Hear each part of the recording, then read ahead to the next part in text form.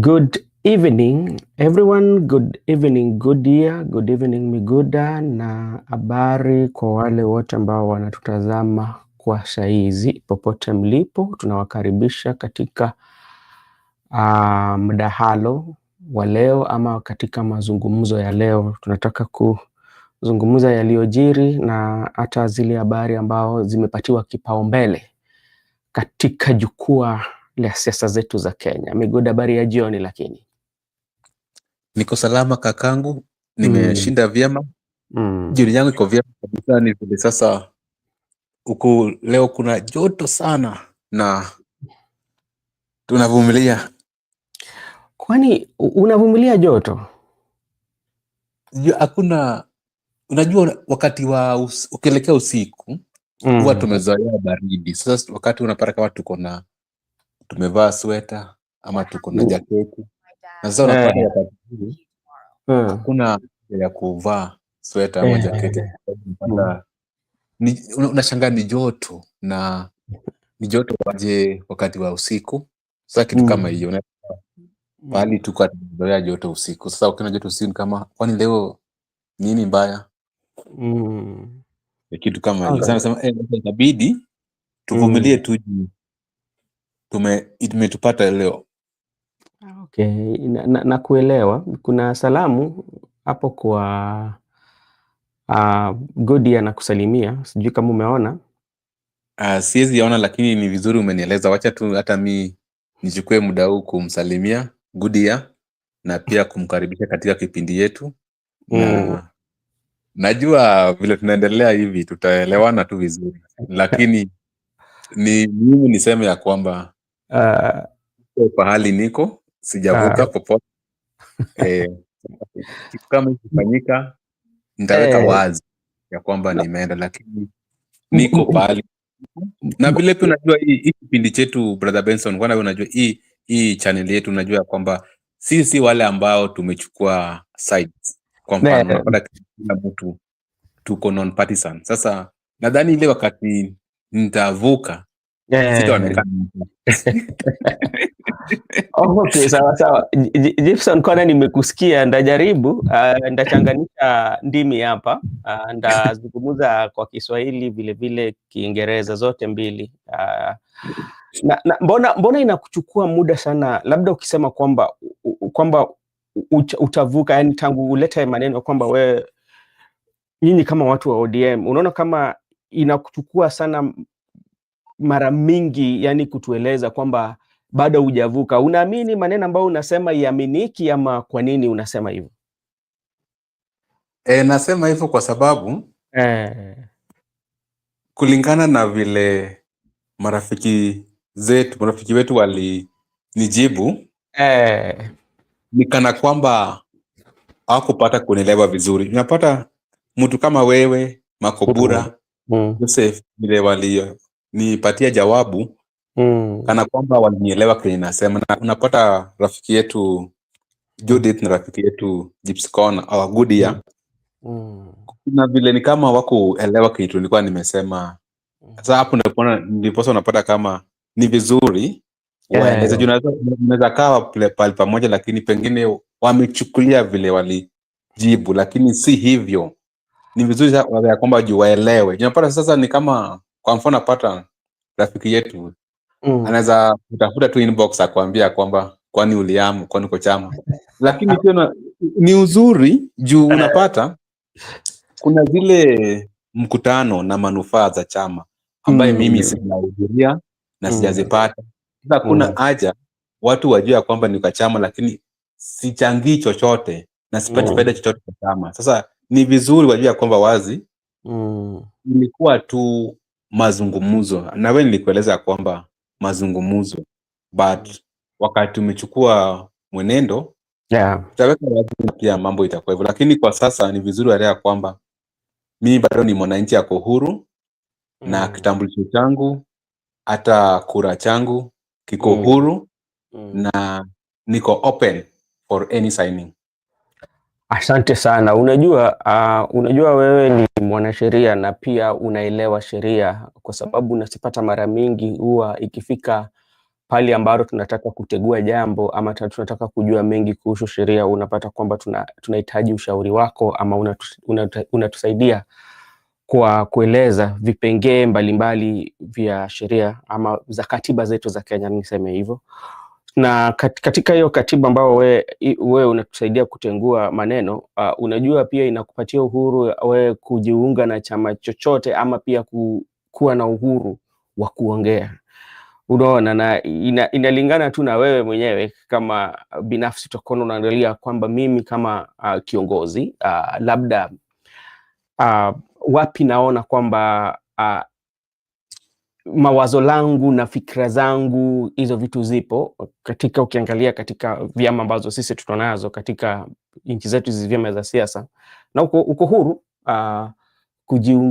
kujiunga nacho chama popote tunataka. Hebu tuone Gibson Khan anasema nini. Anasema Miguda, just declare then forget, we will understand, we just don't like being blinded. Okay. Okay, asante sana. Thank you so much, Mr. Miguda, and thank you so much for everyone who is in the comment section. We are here today again to talk about some few issues that are trending. Actually, today I came across this. I don't know, Miguda, whether you are aware or you've come across this news that crisis at the ODM party. ODM member begins petition calling for resignation of Oburu Odinga. And this is something that we talked about yesterday. And remember, we read the constitution of ODM, especially when it comes to appointment of a party leader in the event that the party leader who was then some occurrence has happened, you know. So there are ways, the process that should be done. And if you listen to some of the live party members, they feel that ODM was formed under democracy and constitutionalism. So which means in its operation, in everything that they do, or in any process that they want to undertake, the guiding factor or the path that they should follow, it should be that path of constitutionalism and the Constitution, because that is the main core, the reason why it was formed. But now some live members feel that that spirit was violated in a way or was not followed. So they feel that they've given an ultimatum of 30 days. I'm reading from, you know, so if that one is not dealt with, they will resign as live party members. I can quote, "It is deeply inappropriate for some leaders to speak with pride and boldly declare that they are legitimate in office, while the party constitution, particularly Article 6, 22B, has been blatantly violated. Such deviance undermines accountability, fairness, respect for the due process." The petition read further. So there's something that they've petitioned. The live members warn that such conduct erodes public confidence, delegitimates the party organs, and contradicts the role of the law ODM has championed for years. They now want Oburu Odinga to resign from all party leadership positions. They are also calling for an urgent national delegates convention to address what they describe as governance crisis and to restore legitimacy to the party structure. The petition further demands for full respect and recognition of live members and adherence to their rights in the party decision making. Yesterday we spoke about that, and I wish Laban Misiani was here when I raised this about the process, and I posed the question of the legitimate and the legitimacy of the position of the party leader of ODM, Oburu Odinga. Did he follow the due process as the Article 622B of Orange Democratic Movement? Miguda, what do you think? In my opinion, this could be this could be the end of ODM. And when Oburu Odinga was declared the party leader of ODM after the demise of former Raila Amolo Odinga, the people, actually, the leadership in that party, they embraced it and said that they have confirmed Oburu Odinga to be the party leader after the demise of Raila Amolo Odinga. When people went to Mombasa, because we knew that it was supposed to be the NDC to confirm the entire leadership, little did we knew that at the end of the day, the anniversary part of it was to confirm the Oburu Odinga and David Padidas to be the official members. To that extent, that also brought mixed reaction within the party members. And the reason why I'm saying this could be the end of ODM is because ODM, from its conception, has been known as a party that adhere to the rule of law, that practice the spirit of constitutionalism and also social justice. To this extent, whereby activities can be undertaken by people anyhow without involving or reference to the constitution, without reference to the law. To me, this could be the end of ODM because there are people who are comfortable having Oburu as a party leader, and there are people who are uncomfortable because their certificates or their nominations are at risk. It has been threatened by the fact that Oburu Odinga can be micromanaged by other top organs. Remember, there are people who have been micromanaging Baba when it comes to the issuance of certificates, and they could even tell about in the constituency XYZ. These are the people supposed to be given certificates. Now, people, they still very people going to micromanage Oburu. How sure is anyone that is gonna get the certificate? To that extent, I believe that this could be the end of ODM, and people only respected former Prime Minister, the late Raila Amolo Odinga. People never respected people like Wanga or Oburu Odinga, or that's why you saw Babu Owino was very unequivocal in front of the entire leadership of ODM that Oburu Odinga, I respect you as party leader, but even me, in near future, I will vie for this position of the party leader.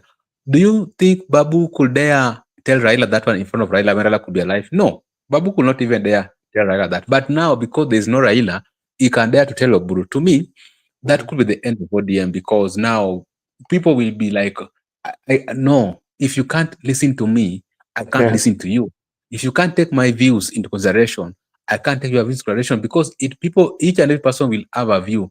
And to me, I can just see if the party which has been known to be the champion for democracy and champion for the rule of law has now has now conducted more so is of the crucial activities like the election of the leadership in a manner that is not adherence to the reference of the constitution and the rule of law. To that extent, I can just tell you that to me, this is the end of ODM, and it's just a matter of time. We will see maybe they will split into two, but there is no strong ODM going forward. All right, thank you so much. And you know, something that I really like about here is sometimes when we bring about issues that are happening and we try to look at quite much differently, later we come to realize that we are almost in the same path with other conversation. You find that we share so many thoughts, especially with majority of some podcast and analysis that we do, because like I can remember yesterday we raised this yesterday, and Laban Misiani told me that during the swearing in there was an advocate Sewe who did that to say this is the issue. You can swear somebody in, yet the process will be questioned. You know, yes, that is the role of an advocate to make, but like, was the due process followed? So that is something that is being raised here. So that is something. Miguda, also, there's something that is happening again here. These are just news that are trending today. Mutula Kilonzo Jr., the good governor, says that I quote, "It is extremely difficult, almost impossible for Kalonzo Musyoka to unseat President President Ruto. Ruto controls power, machinery, and state resources. Kalonzo is financially constrained and simply does not have the firepower needed to take on a sitting president. That is a quote, Mutula Kilonzo. If Mutula Kilonzo, a governor of Wiper Party and a close ally of Kalonzo Musyoka, is doubting his presidency, what about other people who are not close and wanted to join in? Or what does this one signal send? Politics is very tricky. First, his view is entitled to that view. Yeah. And does not justify that his view is correct, because Jr. has predicted many things in the past, but all of them haven't come to pass. Yeah. So we cannot believe his statement. That is opinion, and he's entitled to that opinion. What I can just say is that many things can happen. Maybe he just want to justify his next move, because if he can work with Ruto, he want to justify okay, I'm working with Ruto because of the statement I made. So there are some times, you understand, Ruto went to his county and they were there for like 2 days, 3 days. They might have shared a lot in common going forward as a political politician. Now, for him to justify his next move, must also what we call that is what you are holding something, or you escape. That statement should be like a scapegoat. He's he's looking for a scapegoat to get out of the opposition, So to me, I can just see this statement as a mere political statement, and because it is not the power, money that elect a president. The president is being elected at the polling station by the people through a ballot. Not that because you have money now they are going to elect you. And the power. Remember, Raila had power when Uhuru supported Raila, but Ruto was declared. So how are you going to be declared? You talked about the process, but declaration matters. So to me, it is not. It's too early to judge Kalonzo Musyoka that he got no know-how to take William Ruto head on, because you never know. Anything can happen between now and 2026. We are just 1 year down the line. Anything can happen. And even you remember, anything can happen, including reasons why we can go for reasons why we can declare the seat vacant. Anything can happen. So if those things happen, Ruto can resign or can become insane. It can be incapacitated. So if anything happen, can be against? So me, I cannot rule him out that because of finance constraints or because of wherewithal that he cannot take Ruto head on. That is Mutula's statement entitled to, and I think it's just a mere political statement just to get en route to Ruto in 2027, so that whenever he'll be supporting Ruto, he'll have to convince his constituents that Kalonzo got no financial capacity, Kalonzo got no wherewithal to take on. So as for me and my constituents, we are supporting the current president. But let me tell you, Kalonzo can take on William Ruto because if he has numbers, if you know the strength of the political contest is the people. It's the people. If you have the people by your side, then you are very confident. You can take anybody. It's only people can just manipulate your votes, but Kalonzo can convince. In these circumstances, if the entire Mount Kenya people decided to vote for Kalonzo, Kalonzo is coming with almost a united constituency, Mount Kenya. And even people from Kabani can support other parts can. So Kalonzo will be a force to be reckoned, even if he cannot take William Ruto home, but he will be a force to be reckoned. So I can just say that is a mere statement politically made by the good governor of Makueni, Mutula Kilonzo Jr. Okay, because as we said, and you've said it, explain it very well, that especially everybody is entitled to their opinion because our constitution allows that the freedom of expression. But something that you also have to understand in politics, this kind of statement are very, very impactful, especially when they come from people who are deemed to be very close to you. So when you make such statement, you find that those who are your opponents will be using this, because you know that in politics we have propaganda machinery, and anything that would make you appear weak, or anything that would make you to feel that your confidence or the people who are closer to you do not believe in your leadership and you winning, that's become part of their political campaign to decampaign you with. So, as much as it might be his entitled opinion, but the political bandits and those who do analysis look it in different angle. They might give a third eye analysis and say that, okay, as usually, you know, our politics is quite like transactional, especially, you know, when such like happens, people will say, because even if you go to the comment section, majority of Kenyans say that, oh, huu ni kama bahasha imetembea. You know, those kind of like statements that usually comes from our politics. So that is what is there. Again, Mr. Miguda, there was a viral video that was going around in the social media from Kisumu, especially from Kibuye, of a lady called Nyaramba. This viral video was showing Nyaramba insulting or violating, you know, very violently, beating a woman, and the Kisumu Central sub-county police, I think, arrested her, and I think she's in Kodiaga. And you see the violence, especially, that usually happens when people disagree. What can be done, especially if you disagree politically, ideology? It goes a point whereby people have to fight and people have to use maybe crude weapons to make sure that they discipline those who they don't agree with.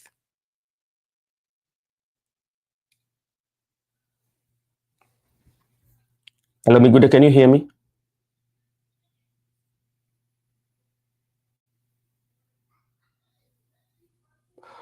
All right, thank you so much. I am still waiting for Miguda. So this is what was happening, but from the sources, I'm told she will still remain in the remand at Kodiaga because she was denied bail. But when you look at the story of Nyaramba, especially for those who are coming from Kisumu in Kibuye market, it is a long story, and the politicals and what has always been happening. There was also an issue of a fundraising that was supposed to be, I think, like the CS for finance, Mbeere, was supposed to be the chief guest, and people were not agreeing on that because some traders felt that it was not a fundraiser for the traders, but it was for political mileage for the current Kisumu Central member of parliament, that is Dr. Oron. So there are so many politics that are going in Kisumu, especially around Kibuye and Kisumu Central. But for those who have history, especially if you follow the news from Kisumu, especially to do with the Kibuye market, Nyaramba, his name has always been mentioned so many times. So we will see what will come out of that, and I think she will be arraigned in court. But this is what I usually say: if you don't agree with somebody in any ideology, there is no need for you to insult that person to an extent whereby you violently injure them or insult them in a way. So sometimes you resent, because like the law will catch up with you, and you know, what is going to be very worse about this Kisumu issue is politically motivated. So those who are your competitors, and this is an opportunity for them. So it will be very much intense, and because especially when it comes to political competition, especially in that area. So that is something that also we will be following up at. Something also has happened, I call it the creation of dynasty. The creation of dynasty, this one bring us to Tanzania. Yesterday, I think it was yesterday when, Miguda, how are you? Yesterday, the Tanzania president, that is Madam Suluhu Hassan, appointed members of cabinet. But surprisingly, in her appointment, she appointed her daughter, to be President Samia Suluhu appoints her daughter, Wanu Amer, as Deputy Minister for Education, and her son-in-law, Mohamed Machegerwa, as a Minister of Health. Kwa familia yake amewapoint kwa cabinet, and I don't know what might have informed that decision. And my question is, does it mean that when you look at the entire Tanzania, there are no qualified people that you have just decided to bring in your family members? And I don't know whether they have what we call the conflict interest, because just in case if one of those your family members make a mistake or violate the law, how are you going to deal with them? Are you going to sympathize with them, or are you so? And this is something that usually happen mostly in our African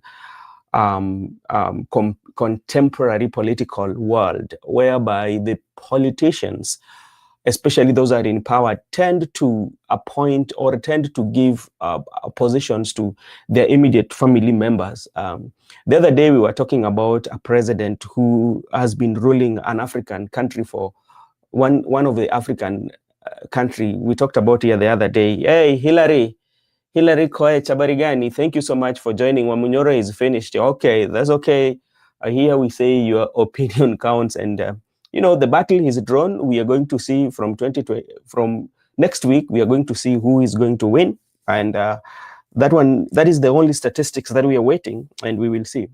So I was talking about the Tanzania. So you ask yourself that the whole Republic of Tanzania, does it mean that there are no qualified members of the public who could be appointed to those positions, especially like bringing your family and relatives in, and hold this position? So maybe they qualified, but it has always been a norm. Hey, Laban, thank you so much for coming. Yesterday, there's something that we were talking about, and I mentioned about that there was the legitimacy of Oburu Odinga as the chair, as the party leader.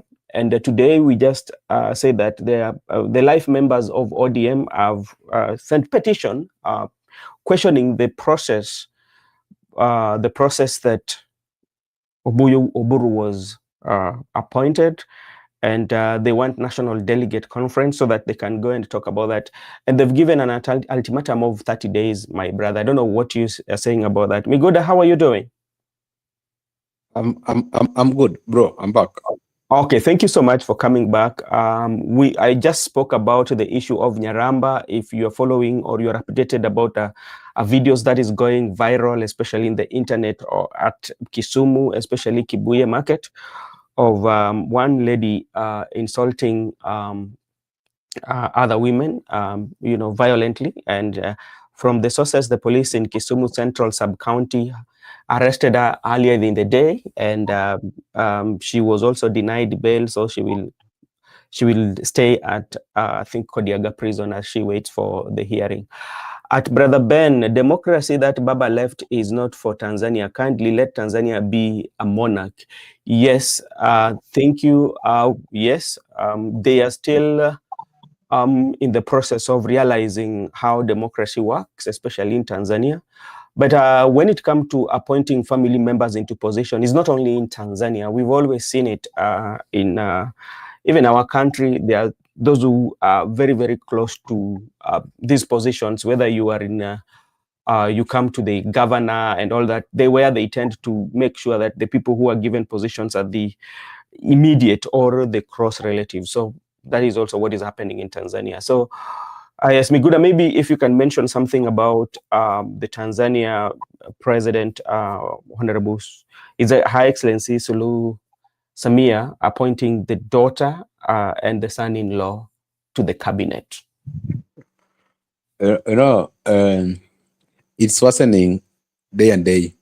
The moment Samia was sworn in, because I think she has realized that she was alone at the top, and now she needs to bring people who are closer to him to power, so that in case of her exit, they can occupy the power. She's also been advised that this African so you don't just leave power in that manner. So you need to bring people close. What Museveni is doing in Uganda, I think still they are still far away. The Tanzanians are still far away from democracy, and even what happened during the election is just a test. But they are not even close to where Kenyans have made a milestone steps. So Tanzanians, I think they're still very far away. I don't know who will come back to rescue them. It's up to them to wake up. They should roll their sleeves and also ensure that they fight for themselves. And I like what there was a certain someone in podcasts who said that Tanzanians were initiated that there is no tribalism, that there is ujamaa. That is why you can do all those atrocities and get away with them. But in Kenya, we are diverse, and it is recognized into our constitution, the diversity of the Kenyan people, the culture, the language, is very recognized, and the customs, and even the customary law. So people can decide and divide among the community and fight against you. And we have seen even our elections are based on the tribal line, whereby some two communities merge together and fight against other communities, unlike Tanzania. So I think they still have a long way to go. And if they really want democracy, they should be ready to do many things and a lot of sacrifices to be where people are. You can admire Kenya when you're in Tanzania, but you don't know which routes Kenya actually followed to be where they are today. Because you understand the Kenyan people, from the time we got our independence, 1963, people have been fighting. There have been people who have been like Jem Kariuki, Pioga Pinto, Tom Joseph Mboya. Some people have been shot in cold blood. Some people have also been detained without trial. Remember those eras of detained? We have been a single party state. We fought for multiple democracy. Then we came even to the constitution. And it was never easy to bring the constitution in 2010, because remember there was also a Wako draft in 2005, which was rejected. Then later it came with 2010. So it has been a journey of struggle, a journey whereby people have been died. They have said the history of Kenya has been written on people's blood. So until Tanzania realized that if indeed they want democracy, it's never easy. So it's never easy. All right. Thank you so much. And let me take this opportunity to thank Grant. Thank you so much for joining. And I know you are from Kisumu, and we are trying our level best to make sure that we are keeping our viewers updated on what is happening all over the country. And so much is happening in Kisumu concerning the Kibuye and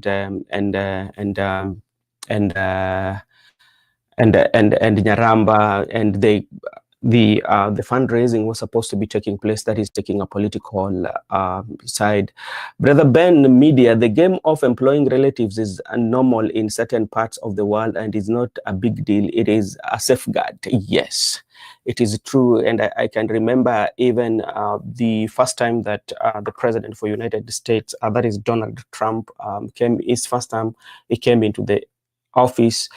His son-in-law, Jared Kushner, and the daughter Ivanka were the chief staffs during his first time in State House. So, and so many people question at the end of the day, they have the powers to employ who they have.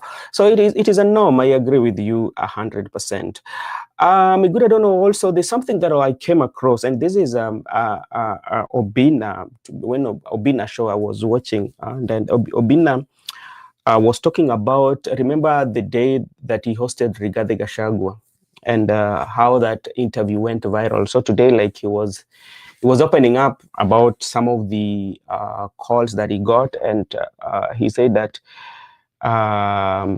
he got some called, and there was we call it what he talked about of a squad that was maybe wanted to go after him, and he got even a call from one of the journalists, whom he did not mention, who stays abroad, and told him, okay, be very careful on what you do.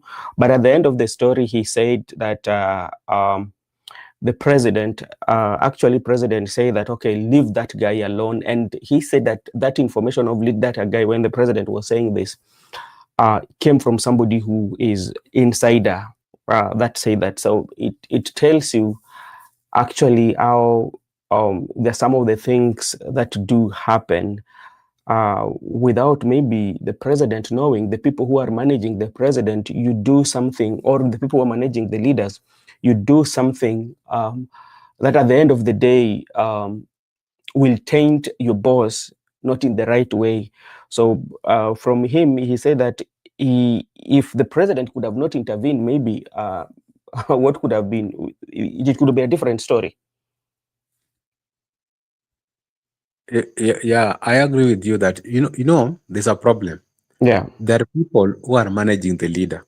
You find out that there are some activities or action which are being undertaken without the knowledge of the leader. So Yeah. after they've been done, now it's when you realize, oh, I've committed atrocities. Now it's like he's summoning the team and warning them. You don't need to go to this extent. There's sometimes you can find that your opponent has been arrested, has been killed without your knowledge. Then they will tell you, okay, boss, we have done it. We have done it for you. Because if you could have not do it, today you could not be the president. I remember the time when we were on the street, demonstrations. Yeah. The people were saying the reasons why they shot the people. If they could have not shot the people, today William Ruto could not be in the state house. So you see, the way they were reported the boss. Sometimes these instructions don't come from the boss. They come from the people decide by themselves. But also remember, these people who are managing the bosses, some of them don't take their time. To them, anybody who's having a contrary opinion, that's an enemy. And if you meet that person, you either kill him, arrest him, or punish him. But that is not the case. Remember, when Obina hosted Gachagua, and Obina was very clear, there was a disclaimer that all the opinions are solely for the guest, not the media. But now you are going for the host instead of going for Gachagua. You see, that's why they're making it wrong. Now they're like, Obina gave Gachagua platform. Not to them, some of these people who are handling leaders, they are ignorant. To them, they tell you that, okay, who told you to give him that platform? Who told you to give him that platform? But they are forgetting we have free media in the constitution, and they are forgetting that the free movement, you can move from Nairobi to Amunyoro. So you are very right, and what Obina said is right. When President Ruto intervened, that was the right thing to do as the president. Sometimes intervene for your handlers. Some of your handlers does not understand the basic rights and the fundamental freedoms. Some of your handlers doesn't understand that we are doing what we call oversight. We are doing what we call criticism. Remember when Sifuna was speaking, they told Sifuna that tutakujia, or they told people like Wageni that we will, if we can't kill you physically, tutawekea mchele, sumu, we'll poison you. So these people, they will threaten you to stop doing what we call critics. They will threaten you to stop oversight. They don't understand that is your role. And even Ruto knows very well that when it's being asked questions of service delivery, economic and social rights to the people, Ruto knows very well that is the role of the minority in the house. And by the time the minority is questioning the government in the floor of the house, no one can go and arrest minority leader Junet Mohammed that because you have questioned Ruto, now we are going to arrest you. Because you have questioned about Adani deal, now we are going to kill you. No, that is not how it should be done. These people who are handling our leaders, I can just say that most of them are ignorant. Most of them, they act on emotion that anything that has threatened a leader, they will take action and they tell them, okay, because we did this, now we are the president. I think it's high time. What Ruto did was very good to intervene. Leaders intervene.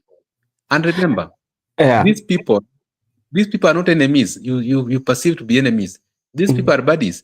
It's only that they are busy doing their stuff. But when times comes for them to, when their interests converge, actually, they will work together. So you, as handlers and supporters, you need to be very careful on action you are taking against your opponent, because like what happened in Kasipul Kabondo, that person was killed. What if tomorrow you find Boyd Were and Aroko having tea together and you have lost your life? So I think the issue between President Ruto and Gachagua should be left between Ruto and Gachagua. And the issue of people should not be included in their affairs. They know what happens. They were buddies. They know where the rain start beating them. They know what went sour, and they know how they will resolve it. The issue of the people should be left exclusively, and no one should interfere with the people. All right. Thank you so much. Yes. Yes, it was. It talks about. It was more of funny and a bit about the traditional folks. Yes, it was. It was a very nice one, and thank you for this, Mita. Yeah. Sometimes you have to, you have to look at. You have to know what is around. As you have to do your groundwork well, and comes with everything that. Those are very pertinent issues because this one also reminds me of the same Obina, Obina show when he was hosting Sami Kioko. The same thing that you about the handlers, especially of the leaders, where when he was still on the show, he got some message. I think he got a message and call barring him from talking about what is happening, mentioning the name of SKM, and also, and after that, the attorney from the county also served him with the letter. So what usually happens is this, especially like this podcast, especially we can be privileged to host somebody. And our main work here is to get information out. What is the interest of the public? What the public wants to know? Because when you are hosting somebody, one, you host him because there's something that the public wants to know, especially your niche that you have, that they also want to be explained some of the things, because this is our Kenya and everything that runs in Kenya is ours. So majority of those who are handling the big bosses, they just only want positive things to be talked about their bosses. But remember, they are human beings. There's nobody who has always been a perfect 100%, including us who are talking here. There are those weaknesses that we have, the weaknesses and the strength. So sometimes, in politics, especially, nobody is going to concentrate on your strength. Nobody's going to concentrate on your strengths, because like if you're competing with them, why should they concentrate on your strength? I mean, because that is your stronghold. So I will always try my level best to attack you on your weaknesses. And how does this one happen? This one happens especially when you come to this platform, because we know we have people who are watching, and we will ask those questions. And how are you going to respond? So the handlers, na pia baada ya kumuua ama ukimfanyia jambo mbaya itakusaidia nini? Yeah, so I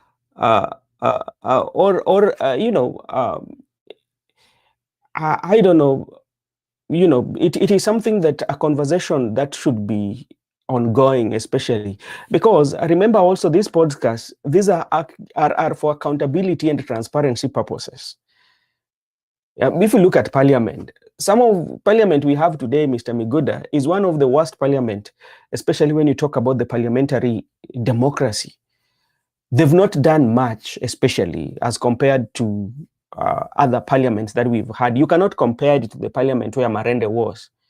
Yeah, you cannot compare it, because some of the discussion that they remember there was a day that the business of the day had to be halted just to discuss about Gachagua in parliament, So there are so many things that sometimes do happen, but now we know. So the handlers, you should handle us with the care. We are not here to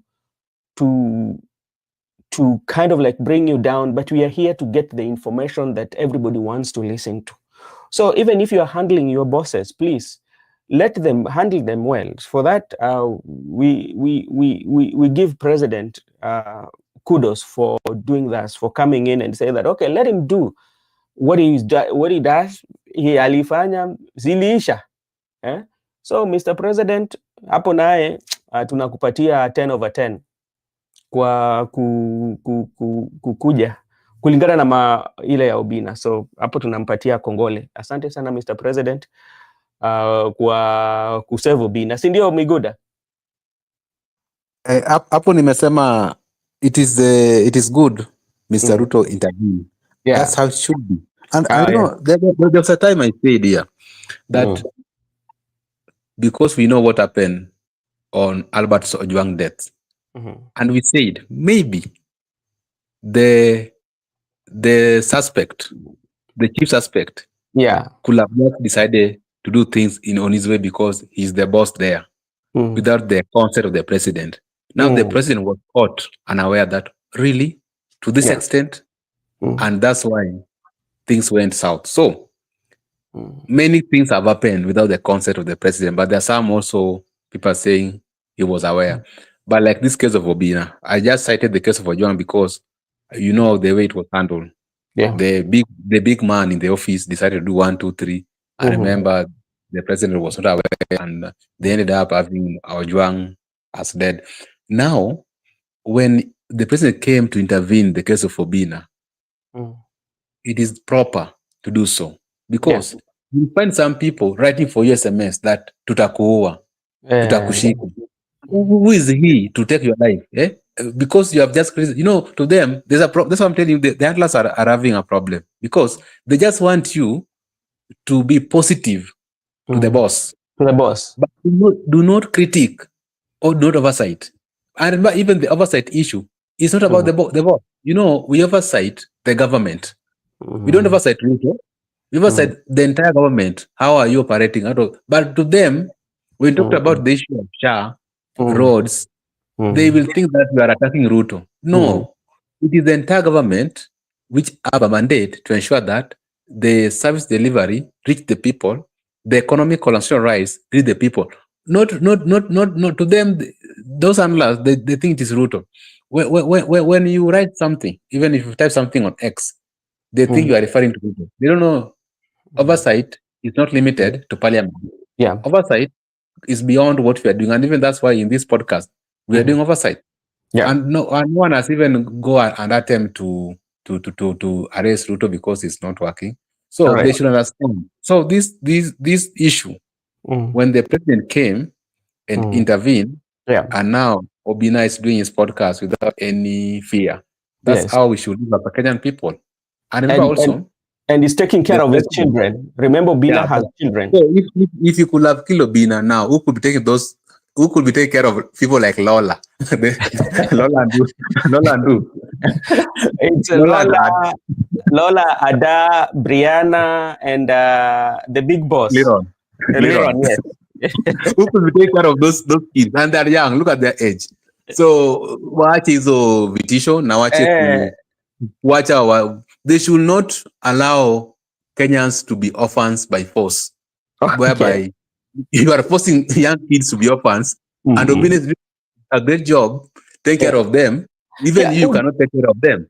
You cannot give them that life Obina is giving them. So this issue, handlers trying to silence people. For what? Like you have said, for what now? If you kill somebody today, so what? What have you gained? And just remember, sometimes you need to look at this. Sometimes I usually go back and see. I've always gone back to look at the life of Obina from where this guy is. This guy has hustled to see him where he is right now. It's not a joke. I saw there was a video that I saw. He was a dancer with all kind of manner of hairstyle, colored, and I say. Eshimu hustle ya mtu yani. People hustle from far to see that guy where he is right now. It is not that something that came the other day. That guy has gone through a lot. And Laban Misiani, when somebody does something that is good, we have to agree. If what Obina said that president did, then hata kama kwa Kiswahili tunasema usikue mchoyo wa fadhila. Usikue mchoyo wa fadhila kumwambia asante ama kumpongeza kwa mambo ambayo amefanya kama ni kizuri. Hiyo hatutakuwa wachoyo wa fadhila. Thank you so much. And there's also these issues that happened. Sorry before we go to Mbeere, we will be going to Mbeere. Bonny Alwale today was kicked out of Bonny Alwale was kicked out of the after the Senate. This is after there was a bitter exchange, especially regarding what happened to the young men who were in captive or were abducted and they were in Tanzania. So they were arguing it took the efforts of the former president Uhuru Muigai Kenyatta to make sure that they come home. This is the reason why this was following the reason why he was sent out of the house following the heated exchange that sparked between Boni Halwale remarks suggesting that former President Uhuru Kenyatta, not President Ruto, was the one who intervened to secure the release of 2 Kenyan activists allegedly abducted in Uganda. The tension began when Senator Halwale rose to question the government official account of how the activists were freed. According to him, reliable sources indicate the former President Uhuru played a certain role in negotiating their return. His comments immediately triggered uproar from senators allied to Kenya Kwanza. That one was something that was going to happen. So that was just, by the way, in the Senate, but we had to just let you know what happened and the reason why Boni Halwale was kicked out of the Senate by the good speaker, I would say, Amason Kingi. Thank you so much, everyone, for our brief session. And right now, we know what is happening. There's a door-to-door campaign. You know, the campaigns in Mbeere is one of the most expensive campaign, especially by election, that has happened. And with all manner of political PR, especially from the political class, either opposition or the government. Yeah, because there's always ways in which the political class will tend to fool, I would say it, the voters, especially to make them feel that they belong. And be good at the reason why I'm saying that, it is not the first time that is happening. When we are nearing election or when we are having election, there are kind of activities that the politicians tend to show us to make us feel that, or make the people feel that they are together with them. Yeah, we call it the campaigns that are being used to fool gullible voters, to make them feel that we are part of you. And the reason why I'm saying this, yesterday we saw Gachagua offering one-on-one campaign, a door-to-door campaign, and to some extent, they would have a lunch or breakfast with the residents. And the people that they usually have this lunch with are the people who are living below the poverty line. And you find that when they are taking those tea or having those whatever lunch or get together, I doubt 100% if the food they are eating or that tea they are drinking or they are taking is prepared by these people. I doubt 100% because leaders are also very cautious about their life because they know they have their enemies, especially in a high intensive campaign like the one we have in Mbeere. You cannot tell me that Deputy Rigathi Gachagua, former Deputy President, would just walk in a home and find those people eating and just decide to eat or just decide to have a tea. It must be calculated that this is the place that we are going to visit. And that is the point of our conversation.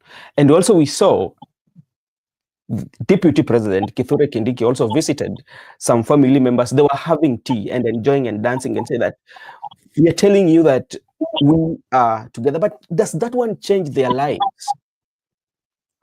By doing all those political PR at the end of the day, what changes?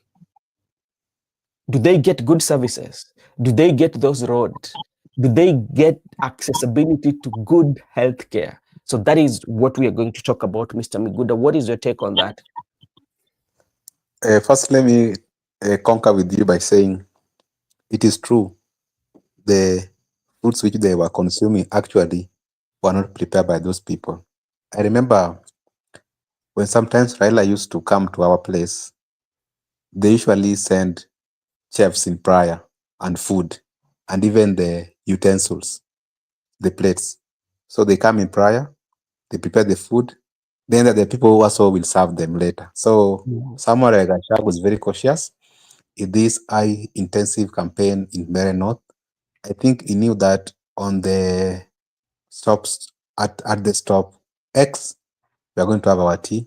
At stop Y, we are going to have our lunch. So the chefs go there in private food, they prepare, and also they dress in a manner that they look like the locals.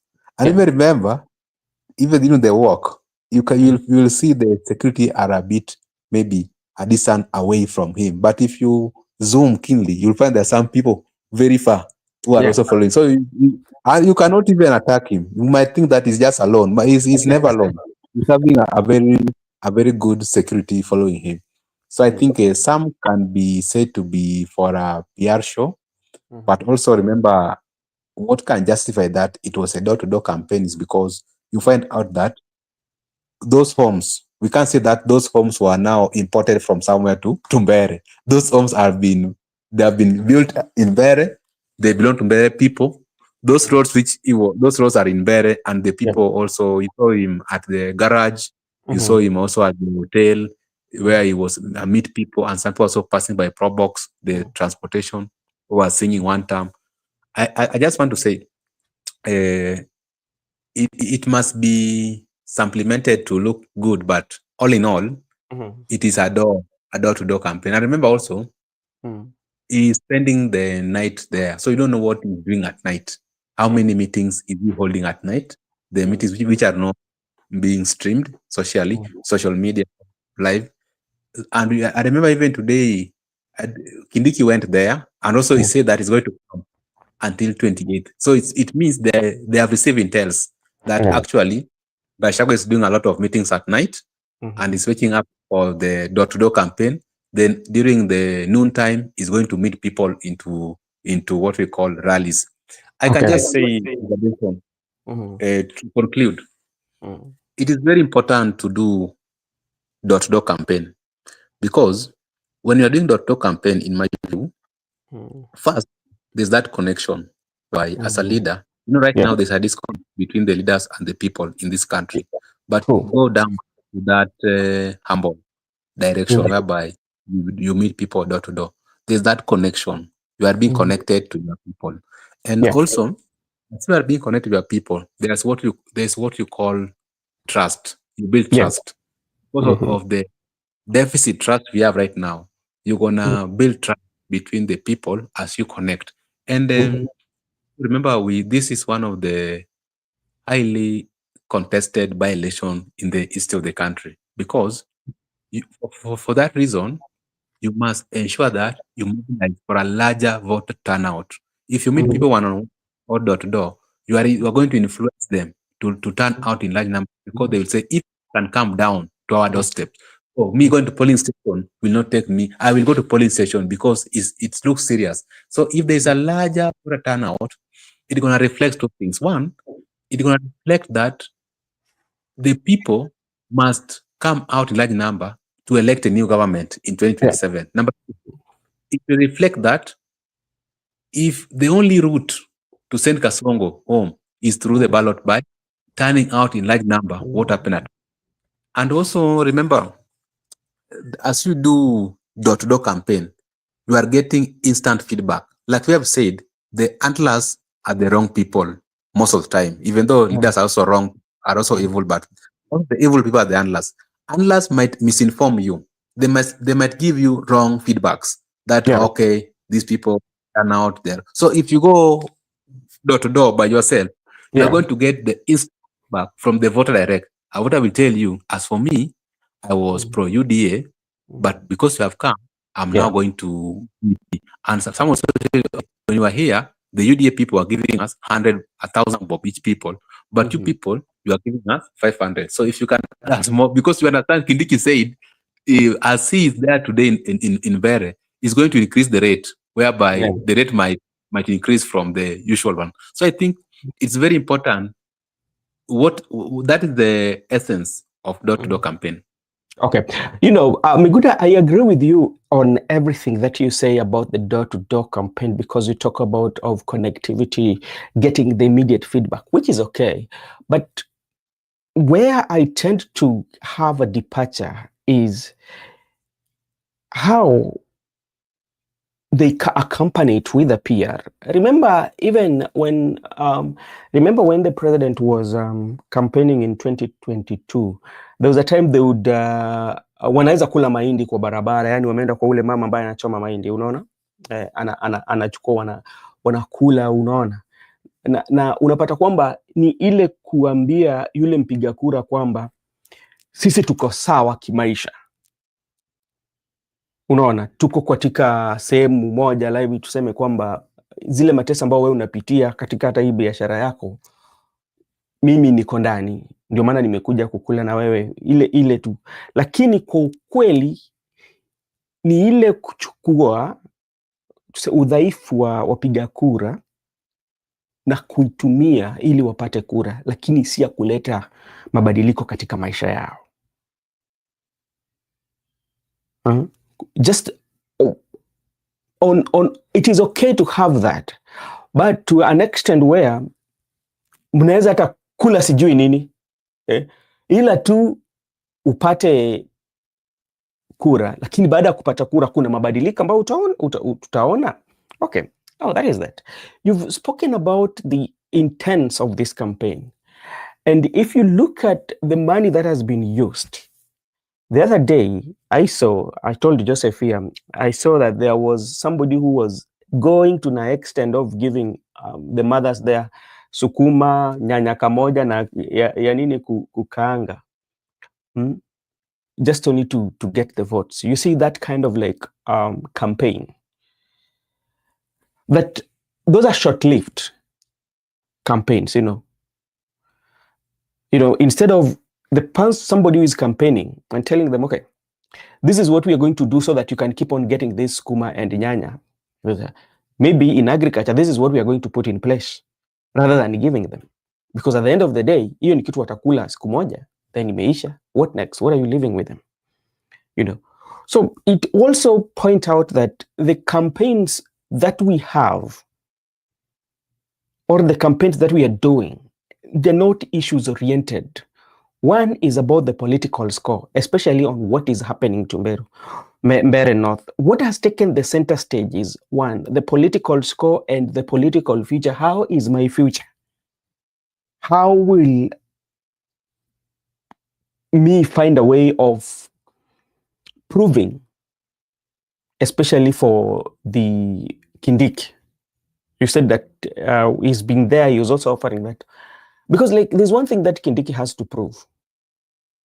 And this election that is going to happen in Mbeere Miguda is not about the two candidates that are there. This election is about Rigathi Gachagua and President William Ruto. Because it's going to be a benchmark. The statistics that is going to come of that election will inform on how the general election of 2027 will be. Yeah. I agree with you, because you have seen also Ruto is trying to avoid Mbeere North and Malava. Let me take you those two constituencies.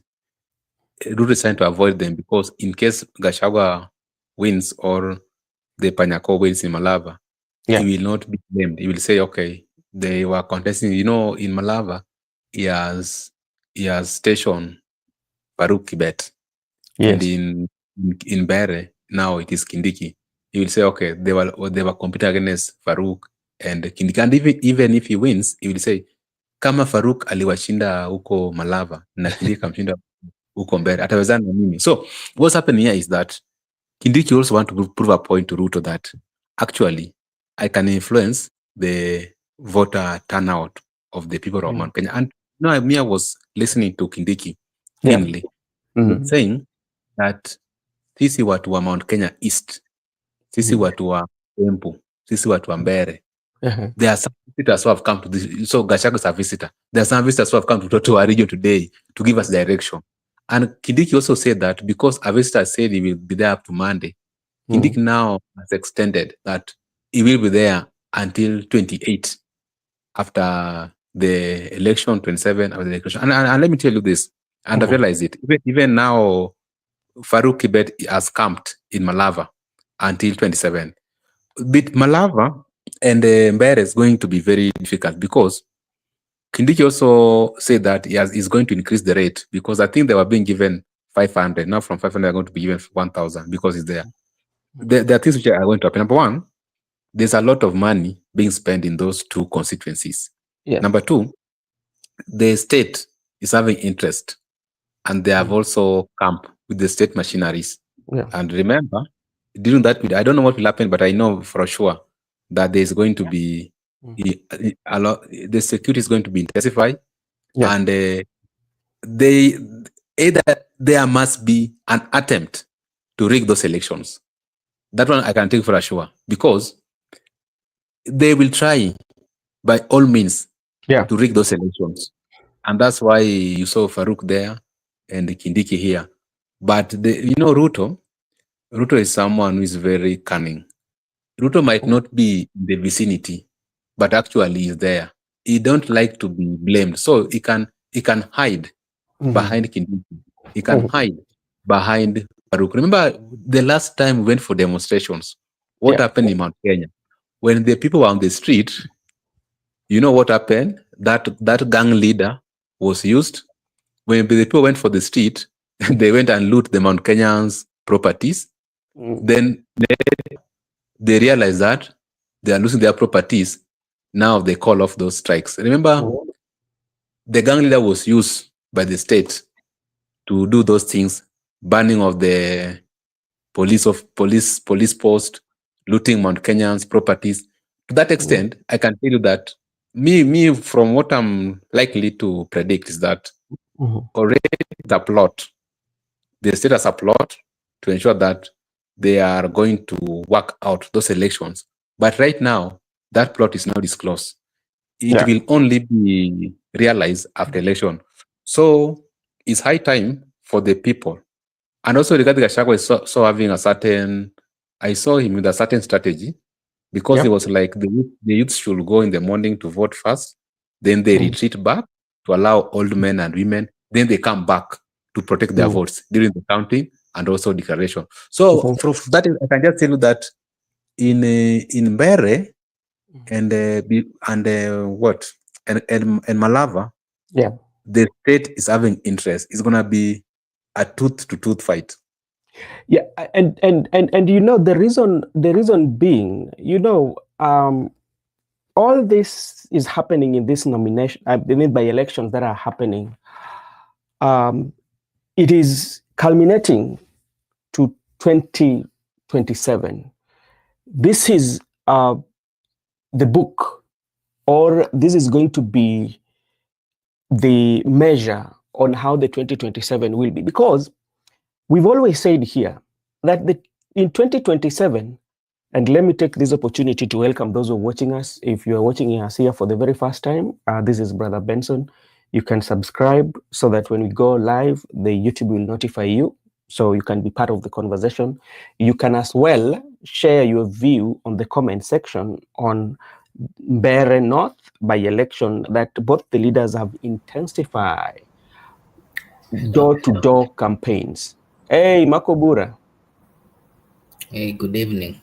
Good evening. Where are you at? I've been here from almost. Sasa we nikuulize swali, si ujitambu declare. Jana nani alisema hapa, Goody alisema hapo kuja udeclare. I've been around. Sasa I don't know whether the kind of display you are putting on, I mean you're putting on is what was the issue or what, but I've been here, I've been following. Oh, okay. Nilingia when you're almost 30 minutes. I've been here for almost 30. Sasa wewe uko na access, ungeamua kuangalia hizo settings ya Obura. Okay. I didn't want to just confuse you. Mpaka sasa nikajiambia acha tu nijitokeze. Nilikutumia message mahali nikafikiria utaona, ni kama hujaona. Okay, pole sana. Wacha tukuombe pole sana ndugu yangu kwa kukuweka katika mataa. Hivyo ndio watu hivyo ndio sasa mbinguni hata utaenda utakuwa unaangaliwa ipo na Okay, thank you so much, Mr. Bakubura, for staying in the backstage for almost 30 minutes, and sorry about that. We were just having a conversation about Mbeere. I think, like, if you are on the background, I think you followed our conversation. Maybe I will give you an opportunity. At least I've had enough. I've talked enough, especially then I can come in and give my view. So maybe your overall view on what is happening in Mbeere and the by-election. Okay, thank you. Thank you so much. What I can say about the by-elections, the one for Malava is in Western, and specifically Bungoma. Malava is in Malava is in Kakamega, bana. Kakamega. Yeah. And you know, the biggest political we are seeing the biggest political parties. The UDA was there. We've seen the DAP there. We've seen the ODM, and currently we are seeing a situation where the government, that is the UDA together with ODM, are working together. And then those on the opposition side, the DAP, the DCP are also working together. Yeah. So remember, we saw the DCP withdrew their candidate and supported the DAP.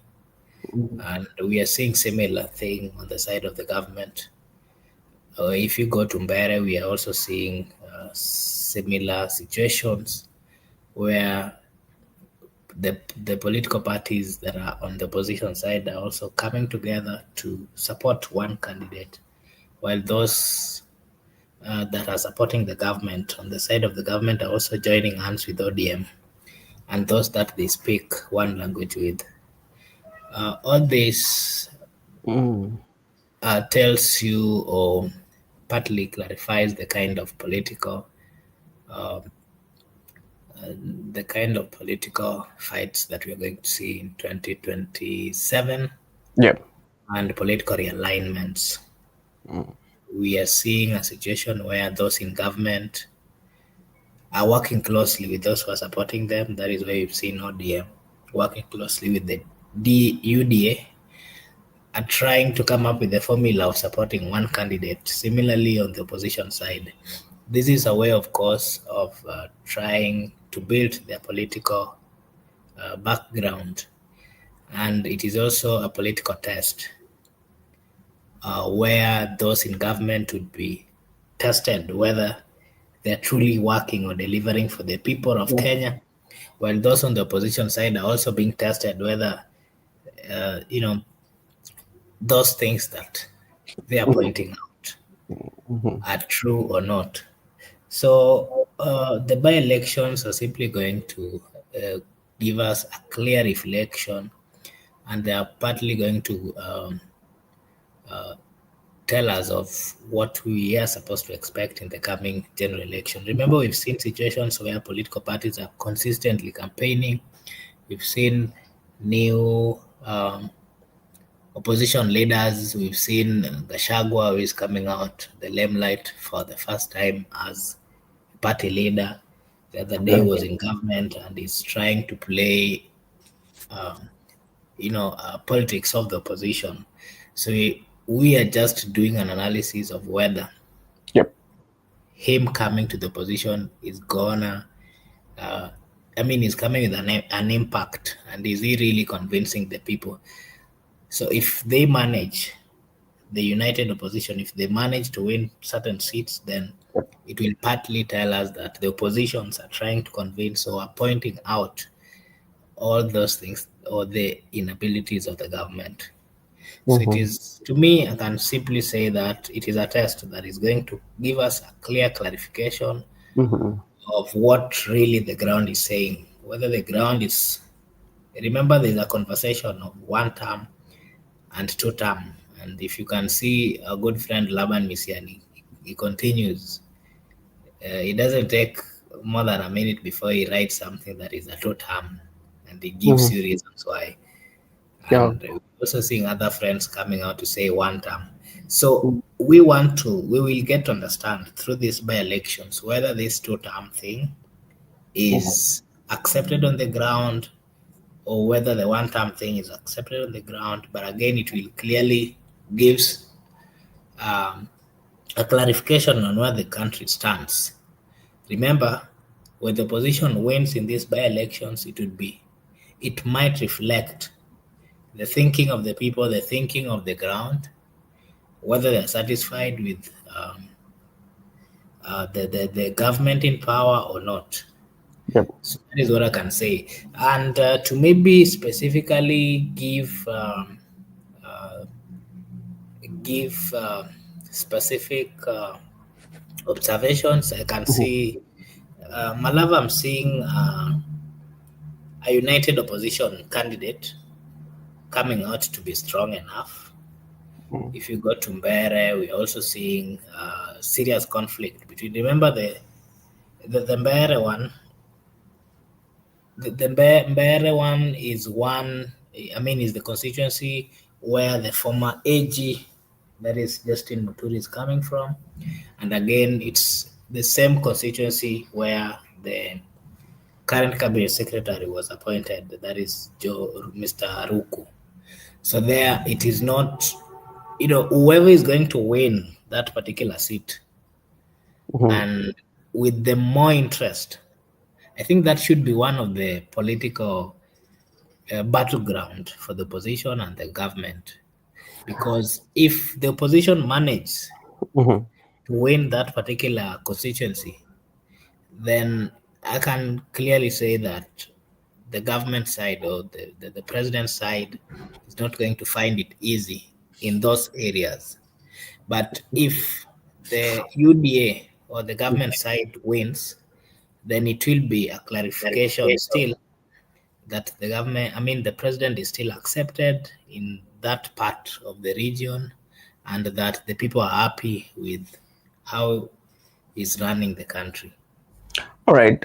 Thank you so much, Mr. Makobura, for that and for your great in-depth analysis of when you look at Mbeere, Malava, and the by-elections that are coming, and what are the impacts, or what are how will they set the pace for 2027? When you look at especially the Mbeere North by-election is a battleground, and it's for people to test their power, and who is who. Especially this is coming in the backdrop of President William Ruto, appointing appointing Kindiki to the post of the deputy president. And you can remember, you can tell on how Rigathi Gachagua is doing his politics that is the real deputy president that was elected by the people and is competing against a president that is a deputy president that is appointed by the president. So he feels that is the deputy president that the people elected. And Kindiki also feels that he's the real one.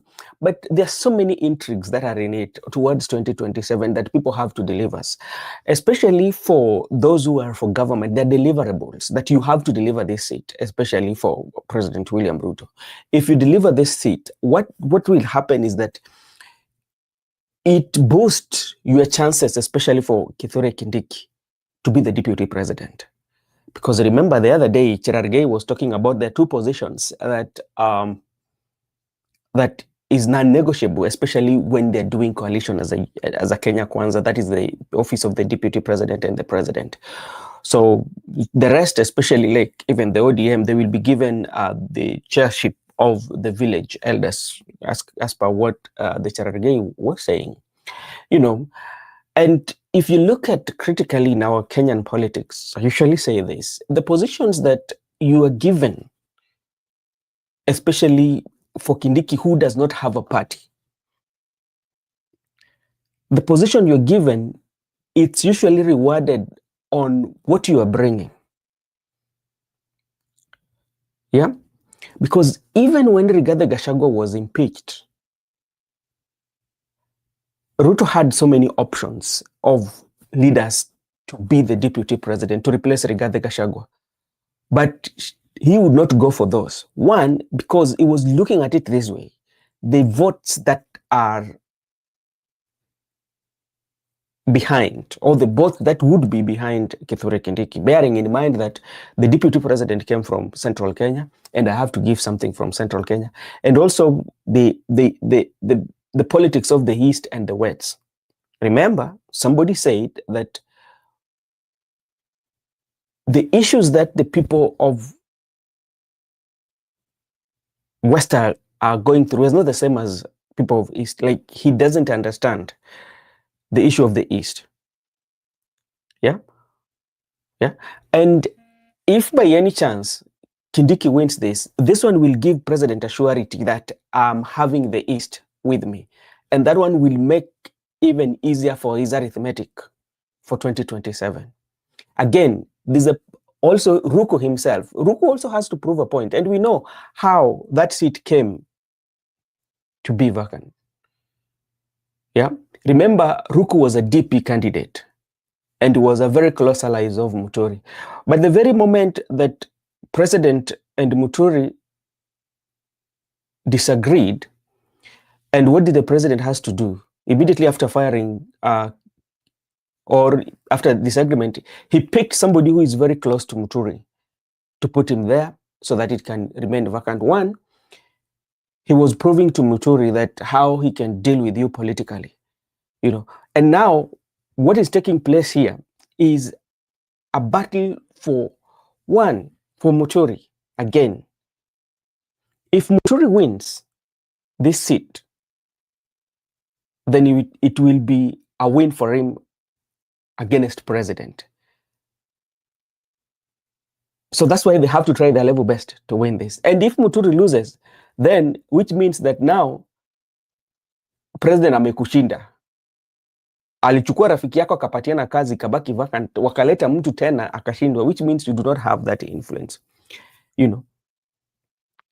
And remember also the governor, the other day she was saying that aliomba watu akaomba kwamba to retain that seat so that she can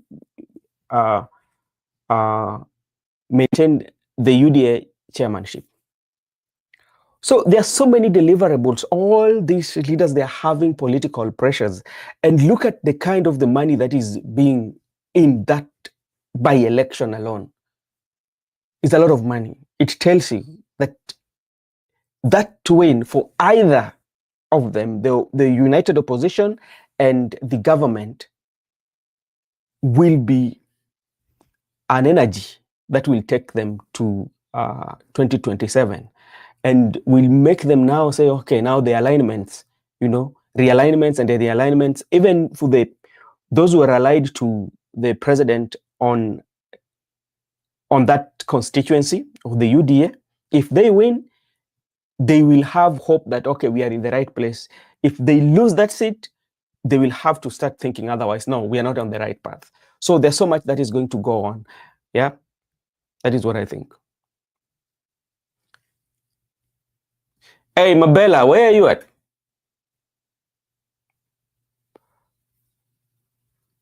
Yes, Miguda. I just want to say what's happening in Mbeere and Malava. Of course, they are distinct constituencies, but very important for the 2027 election. You find out that Kindiki must prove a point to his boss that I'm the person to assist you get your second term from Mount Kenya. And he was very precise about Mount Kenya East. Whereas Gachagua is saying there's nothing like Mount Kenya East and Mount Kenya West. This is watu wa Murima. So you find out that Gachagua is also not a joke in this by-election, because Jonathan Gachagua understands Ruto very well. He knows what he's capable of doing. He knows what he can do. And that's why he went there camping, because he knows how the government can, he has been in the system, how our system operates. And whatever, even it can cause violence and pretend, then they can declare contrary to the. So even you must prepare your people, full soldiers, whereby they will safeguard the votes, the agents, and also the so-called kama noma ni noma. So I don't know if they can do it. But some of us can do kama noma ni noma. But so to me, this is a do-die contest, whereby if I win, I'm ready to face you in 2027. If I lose, if you also create that, what we call policies about perception, the electorate will have that perception that if he could not deliver in Mbeere, how can he deliver in the entire Mount Kenya? Or it seems like Mount Kenya East is gone. Let us resolve the Mount Kenya West according to Ruto, because it is Ruto was divided Mount Kenya, but Gachagua is saying Mount Kenya is united. So if Kindiki wins, Kindiki will now day that kama nimkanyaga pale Mbeere. So what can, so you understand it, a talk of the town for the next 1 year in 2026, and also the great impression to the electorate, because it's about perception. There are some voters who cannot turn out because of perception, but there are some voters who can just turn out of perception. And in Malava, when Farouk deliver, that's it, Ruto. Farouk will have a field day in Western Kenya that nilikanyaga wenyeji kwao. And if Mbeere can deliver to the united opposition, it will have a bargaining power that if my DAP candidate win against the ruling regime, therefore at the table I have a stake as the DAP, because I'm very influential in Western. So that's why I told about Malava and Mbeere are very crucial. The Kabondo is not crucial because Kabondo, understand, it's I can say it's just a home affair. It's a tournament between homeboys. It's just an affair between the families. But here, they are in Mbeere, they are foreigners contest, whereby Ruto UDA is battling out with Gachagua and people like Muturi in the united opposition. Whereas also in Malava, there's Ruto, the ruling president in the party UDA, battling out with the united opposition. But you find out that in Kasipul is now more of a county, a tournament, but Wanga wants the ODM party to get it against other people. So you find out it is very, very, very hotly contested in Mbeere and Malava. But now here is a test, and I like it. And like we have said, if Gachagua is a man enough, let Gachagua deliver this seat to the united opposition. If Natembe is a man enough, let him deliver this seat to the united opposition. Let us battle it out, because this is how we are going to do in 2027. Remember, in 2027, Ruto is not going to laugh with you because you have the people, because you are united. Now it's going to give you a easy ride. Oh, okay, you are united, you have the people. Okay, I've conceded. You can take his of power. No, Ruto is going to fight the last time. So if they can defeat him in that battle, it's going to be surety to the electorate that, okay, it is very easy. The way we deal with them in Mbeere and Malava, that's the same way we are going to deal with them in the general election. And whereas if Ruto manage to win, he will say, kama niliwaangusha kwa zile by elections, that's the same. You remember what he used to tell the people of ODM? That Wembe ni ule ule. And that's just perception. So when he was telling people that Wembe ni ule ule, that's how electorates usually turn out large number. Okay, we are going to vote for it. So I think it's going to be a do-die. All right. Thank you so much. I can see my brother Joseph is here. And Joseph, as you come in, let me also take this opportunity to welcome everyone who is watching us at this platform. If you're new here, or if you are watching us for the very first time, our brothers of internet, you can subscribe to the channel. So if we are having such like conversation, you will be part of it, and As well, you can also share your view on the comment section so we can know on your side your opinion, which is very, very much welcome. Donny, having grown in and work there, I can confirm that there is no difference between an Mbian and Kikuyu from Kirinyaga. Wakiamua hawabadilishi no matter what. Okay, Danny, thank you so much for joining. Bishop, umepotea sana. So before I invite in Joseph, there's something that I want to share with you, especially, and this is according to Anthony Kibagendi. And this is what Anthony Kibagendi said, I quote, "There is never been more costly by-election like the Mbeere North constituency by-election in the history of Kenya. More than Kenya shillings 200 million already spent by buying other candidates, buying opinion leaders, bribing voters, and even elected leaders from the region. All the relief food meant for Northeasterns and parts of the Turkana and all that. That is not, forget about the last statement that he made. I'm talking about the money that has been spent. I do not have facts if it is true, but this is according to what he posted in his Facebook handle. Again, he also talked about the same person. I was just looking at it. He said, mtu anitumie namba ya Seth Panyako, nitumie kitu kadogo ya mafuta. Dude is running against a state-funded candidate who receives Kenya shilling 2 million every day for him to bribe voters. Pesa ya sha, forget about hiyo sasa inakuja. So look at the amount of the money. If it is true that is the money that is being used, especially 200 million in just a by-election, it tells you how high stake or the win, how the candidate, the UDA candidate, a win for them is a great deal. They will do everything possible within their means to an extent, according to Bagendi, to put in 200 million in a campaign. That is only a campaign. Mr. Joseph, what do you have to say? Well, Mr. Benson, good evening and also maybe good morning. I want to greet Marco Bura and Brother Miguda, and I can see at the comment section Goodia and Dan and Laban. I want to greet them there. Sorry, Deep State made me to sleep. You know, Deep State siku hizi inacheza mpaka na usingizi. They did not want me to come to the show today. So thank you. I've heard the question you were asking about the by-elections that are happening. I think nowadays, I told you I'm a prophet. I came and told you that this by-election will be a by-election that you have never seen. Just three days ago, I came to the show and told you that it will be a game of who is who, or a game of might in this by-election. Also, the by-election in Malava and the one in Mbeere. I think the 200 million is not that the candidates are giving the 200 million.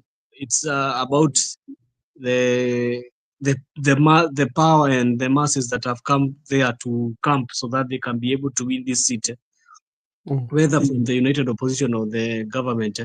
But the government more so, they have money and they have the machinery, so they are trying to spend money in this constituency so that they can flip the win. But I'm telling you, brother, in the ground, it is very hot. At least in Mbeere, I'm going to confirm to you. In Mbeere, it will be hotter, my friend, because I have some people who are there, and they're clearly telling me that it's game over. But what Gachagua needs, not about game over only. I think Gachagua, what he wants, he already know the game is over. What he wants is he needs to win the UDA candidate, Leo Wamudende, with a lot of votes that even Wamudende will get maybe 2,000 or 3,000 votes, that he cannot even go more than 3,000 votes. I think now that is his aim now, because already they know they have already crushed him down. I'm telling you that that game between, now that is a prophecy I'm giving you. because today is Wednesday. We are remaining only 1 week, so I'm telling you that Karish, the person who is the guitar player, is going to have taken Leo at home early in the morning. Because you saw also Father Dan told you there in the comment. There's no difference between Embu and Kikuyu. There is no difference. At least Father Dan is saying amekaa huko, mimi sasa ninakaaga huko, I stay there. So in between those counties, I mean Kirinyaga and I have my person from Embu, so I am staying in between there. So I know how those people they interact there. They speak in English as the same as Kikuyu. But in Malabo will be a nice one to watch. I know that one now will be a tight race in Malabo. Malabo will be a very tight race. And you know the government is going to try to send money there. You know, this is a do or die for the president, because he knows if he's shown dust in this by-election, it is to be a difficult run for him when he goes back to the campaigns. You know, it's better Uhuru Kenyatta when he was won the by-elections in Kiambaa and the other areas. He himself was retiring from politics. This is an active president. He's not retiring from politics. He's active. Next election is going to be a candidate. So it will be very tricky for him to try to convince people that he still has the might. First, I'm telling you, if Gachagua is going to do him like that in Mbeere North, that is going to get the kind of votes he's going to get, I'm telling you, it will be a difficult run for him. First in places like Mount Kenya. Okay, thank you so much, Joseph. And I also want to weigh my thoughts, especially in Malava. You know, it is quite much interesting if you look at Malava, whereby the Prime Cabinet Secretary should have been very vocal, especially in Malava, being that seat belonged to ANC, but the ANC was folded, and now he doesn't have any political party as we speak that he can bargain with. Again, remember just some few days ago, Ayub Savula, who is the DAP deputy party leader, actually was campaigning for a UDA candidate, you know. And we saw Mudavadi the other day. I think we spoke about it. And it tells you how sometimes our leaders think. Ati musinipatia hii nini? When you talk that if you don't vote UDA, mtanifukuza kazi. And he's a leader. Remember, this is a Prime Cabinet Secretary you're talking about. So it means if you are employed, according to that statement, that's how I say it, that if the Prime Cabinet Secretary is employed, the people of Mlembe Nation are employed, or the people of Kabras, of Malaba are employed. Yeah. So when you look also, and that is what you know. That is some of the things that disturb me in my mind. Yeah. That when you find even an MP talking and saying that tuko saidi ya serikali ati tumeenda kwa serikali kutafuta development. You know, I ask myself, you as an MP unaenda kwa saidi ya serikali ndio utafute development. Why? This president is supposed to be a president who is doing development to everybody. What are you telling us, trying to tell us that you're going to serikali ndio ujaribu kupatiwa? Your work even is not to go to serikali to tafuta all those things. Your work is to register, go to parliament. Sema mi barabara yangu ya kutoka hapa mpaka hapa haijatengenezwa. I need to petition the government. Why are they not making the road? In my hospital, there is no medicine in my constituency. Why do you need to come and tell us that lazima nipigie sijui mtu simu from the office in State House ati, hello, I need you, Mr. President, I need you to help me in the road, or I need you to help me in the... Why do we give you then the mandate to go to parliament? Si afadhali tungekuwa tunasema basi tusikuwe na members of parliament where tukue tukikutana tu State House. Enda uitishe development alafu kuje tukae tu kijiji tutulie. Why do we need to take you to registrate? These things, all of them, they come from the parliament. Hakuna kitu inatoka State House. If you want roads, the budget is made in parliament. If you want medicine, budget is made in parliament. Everything is made in parliament. Why don't you input that road, those medicine, those even SHA? Who passed the SHA? And they are complaining. It is them. It is them who passed the SHA in parliament.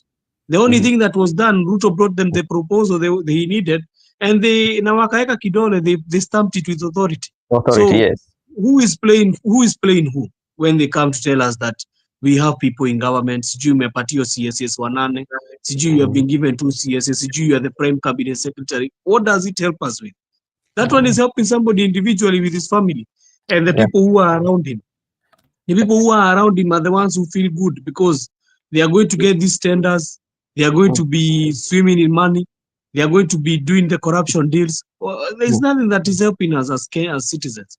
And that's why we continue to have so many problems. If our registration does not know the work they are supposed to do, and that one does not only sit with Senate and members of Parliament and the National Assembly, it also goes to the MCAs in the county level.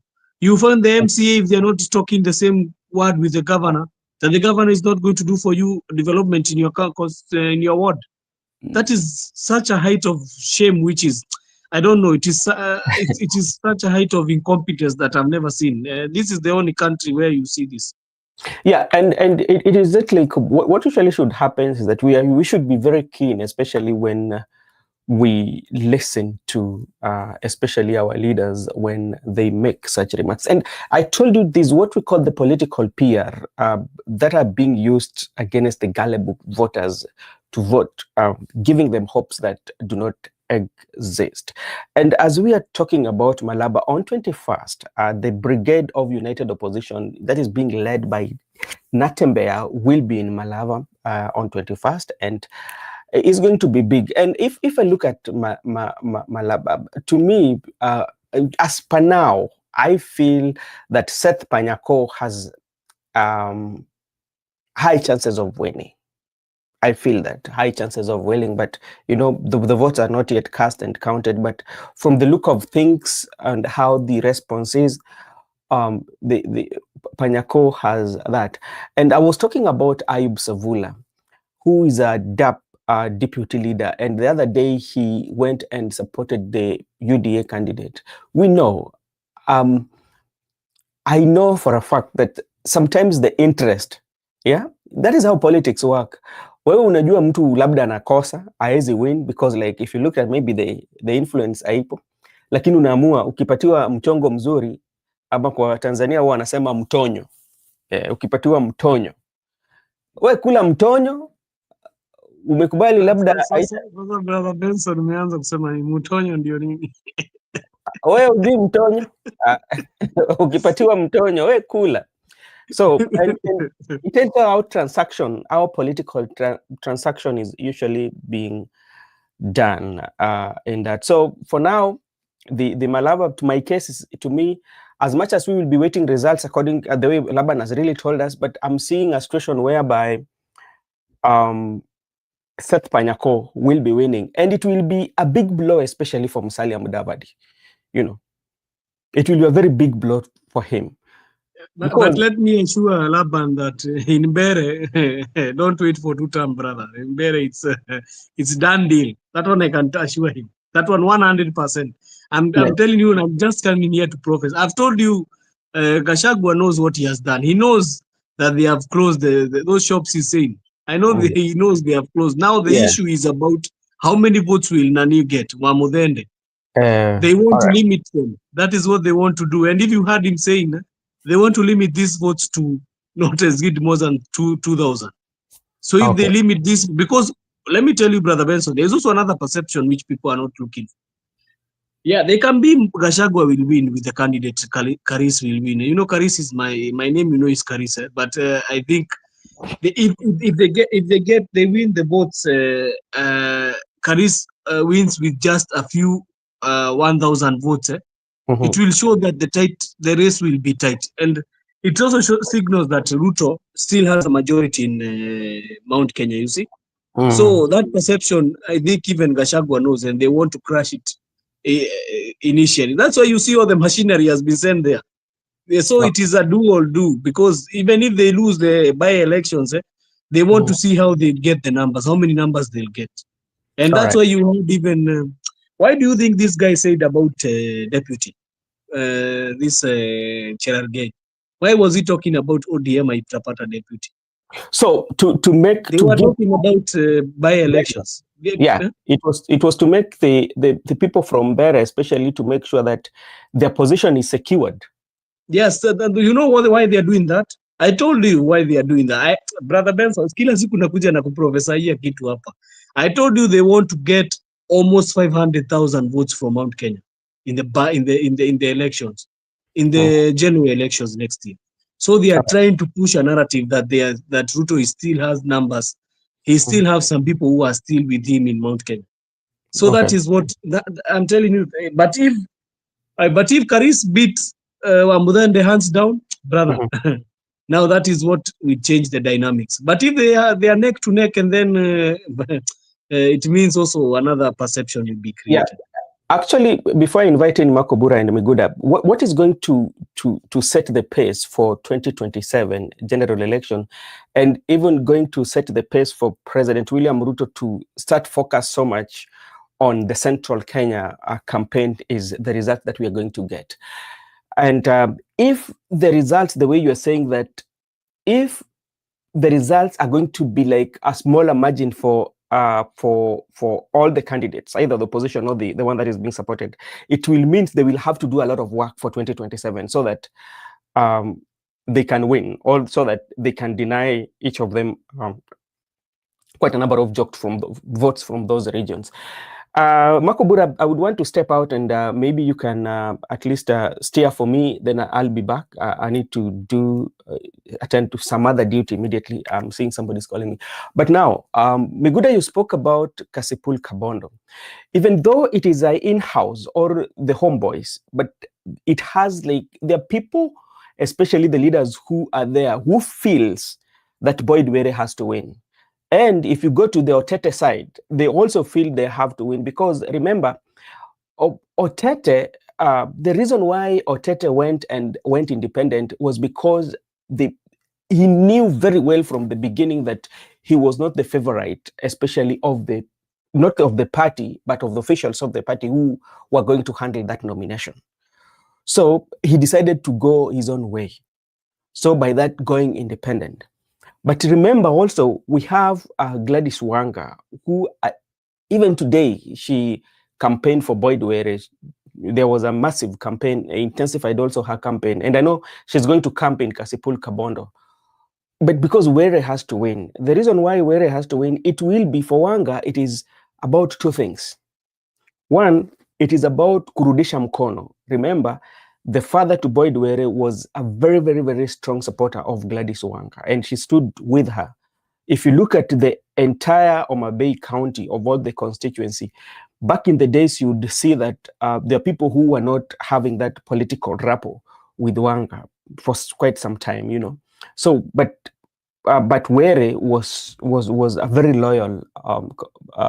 loyal member, and that's why the other day she was saying that if an MP cannot work with me, then a opposition, she will not get development. Remember that statement that she said, and still, that one still boils up to that.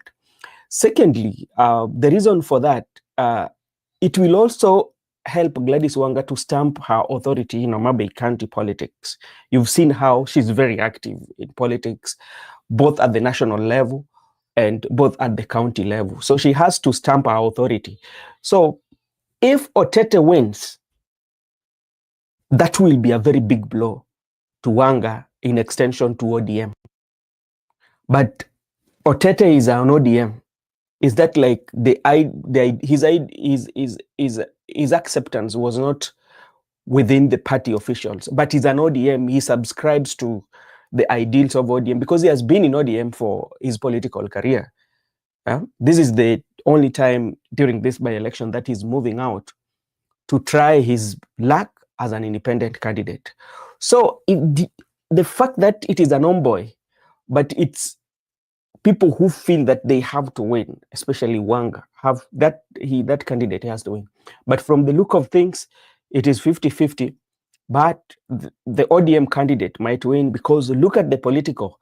And yesterday, Emilio Diambo spoke about it. In the villages, you know, there's some of the stand that you can take because they're in the village, you know, because of the political population of who you're dealing with.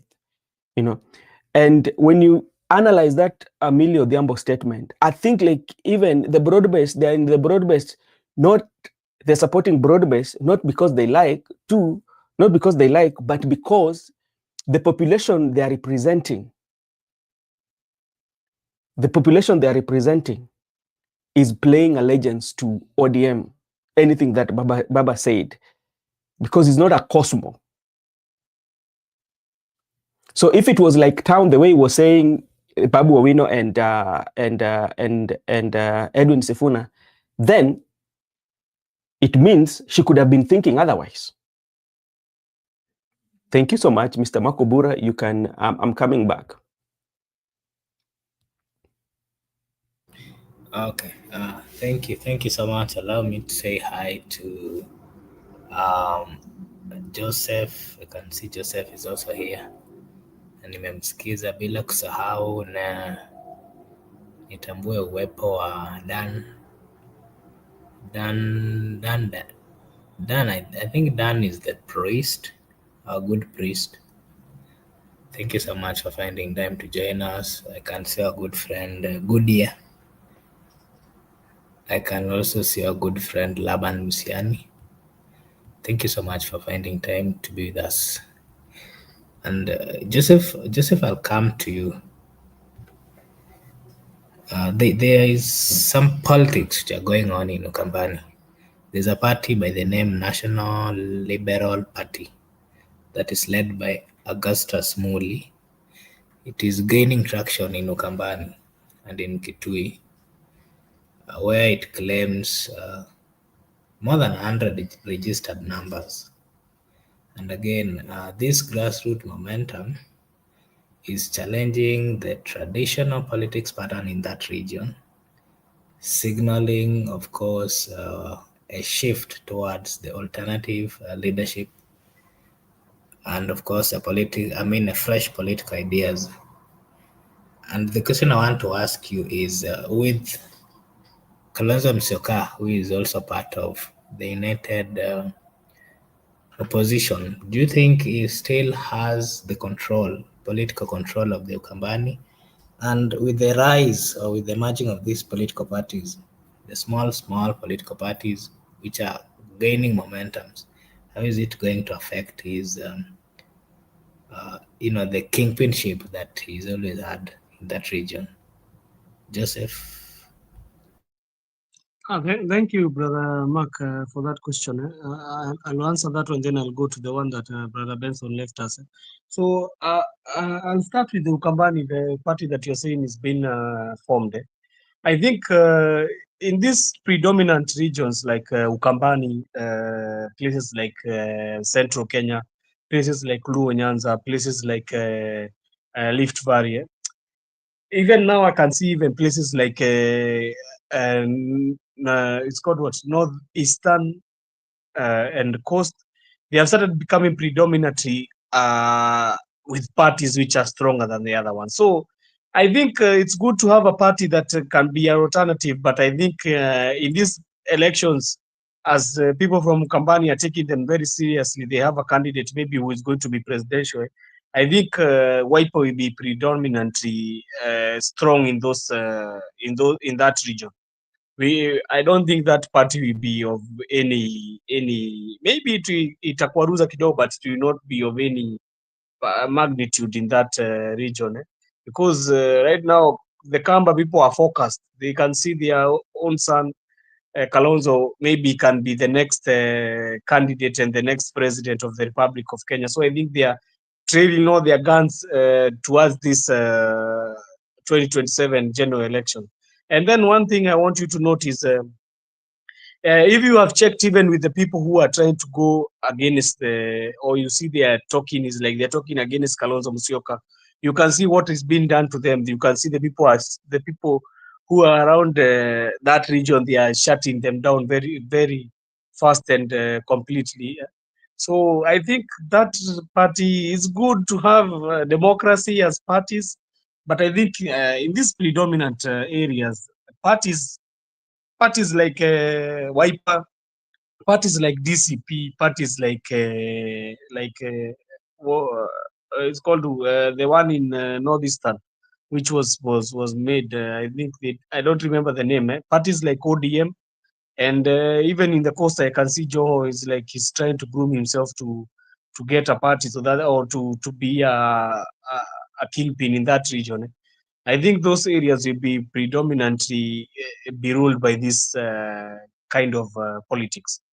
But it's good because even in Mount Kenya we have so many parties. But I can assure you that these parties, most of them, they are going to be having MCAs and certain kind of area representatives. But I think from MPs, you all know what will happen. I think that will also reflect same in Ukambani. Maybe that party might try to get one or two MCAs, but for them to get members of parliament, senators, and governor, I lie to you, I don't think they'll get. That one, Wiper is strong. Is a strong force. Then I also want to also answer about the Luo Nyanza region politics. I think Luo Nyanza region politics is already settled because Prime Minister Raila Odinga had already given the candidate for Kasipule, and I think that one is no of doubt. But I think it is going to be a highly contested by-elections because there is nothing easier. If Raila was there, he could go there and say nataka huyu kijana namfanye akuwe MP, and people could have made him very fast. But right now, Baba is not there. Everything now is off the ground to see. I think this one will be also a reflection on the general elections next general election. It will show you how the politics of ODM are going to span out. I think we'll see, because even I've not seen any serious ODM campaigns in that region. I don't know why they don't have any serious ODM campaigns in that region. I've tried to look for some of the clips there. I think only twice they have gone there to campaign, but I've not seen a very vigorous. I think this last week they are going to go there and camp there, but I see they're still having, ODM of the late, they've been having so much activities. You see them this side, that side, you cannot see them constant. But I think we are going to see within this last week, because this is the last leg of the by-elections. So we are going to see. But this by-election are going to major on so many issues. Even ODM politics is going to just be measured within the Kasipul by-elections, and the other ones we have said in Mbeere and Malava, they are going to shape up the formation of how the 2027 general election will be done. So I think that one is to answer you, Brother Mark. Wiper will be dominant in that region. That one is right now they are not joking because they are hearing their son is about to get to the top seat. So I think they cannot be trying to gamble this. Then I see brother our father Dan had said about Rocco Gachagua taking tea with Rocco grandma. I think Rocco has said that the grandma is not is no more. So I don't know, but this is politics. Anything can go. So thank you, Brother Mark.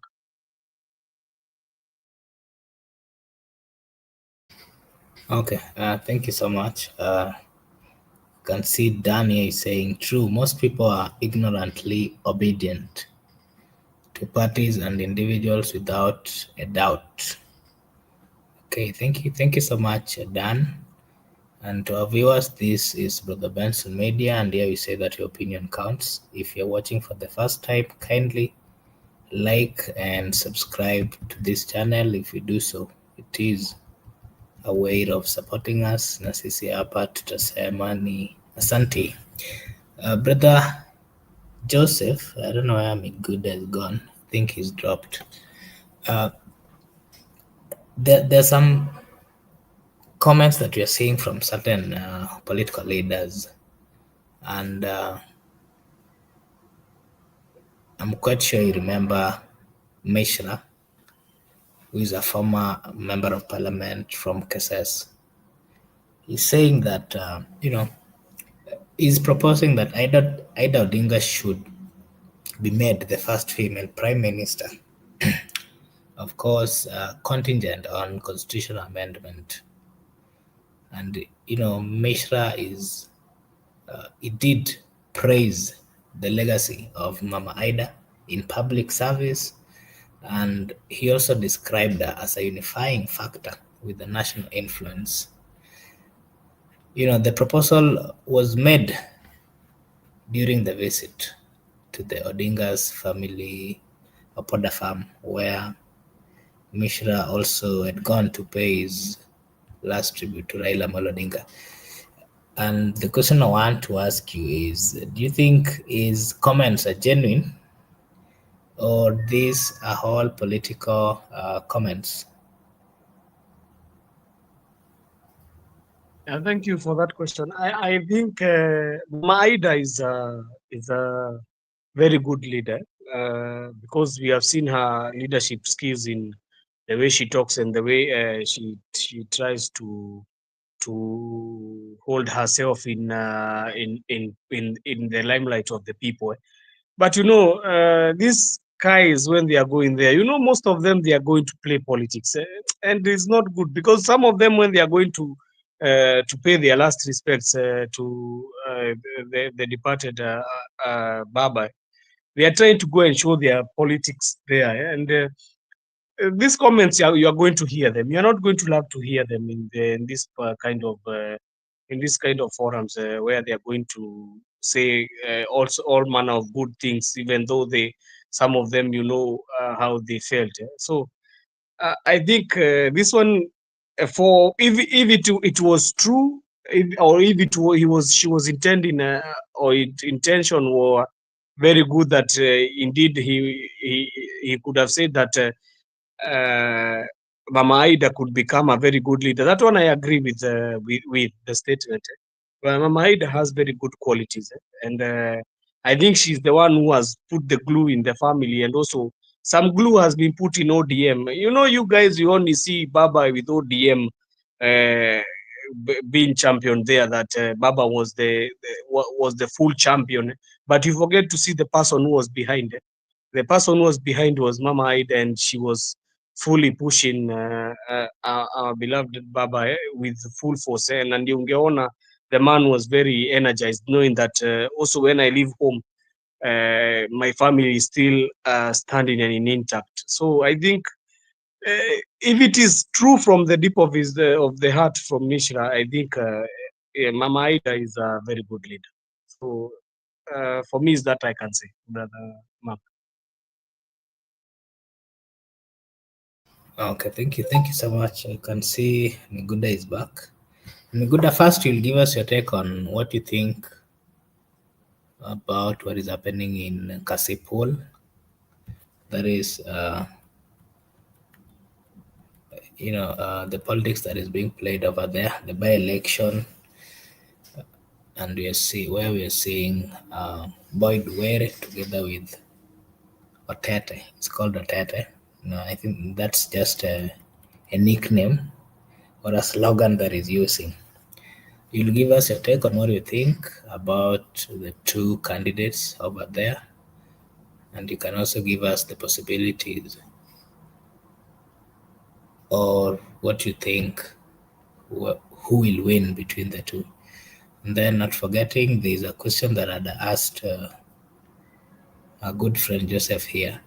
The former member of parliament from Kasas is proposing that Mama Ida Odinga should be the first female prime minister.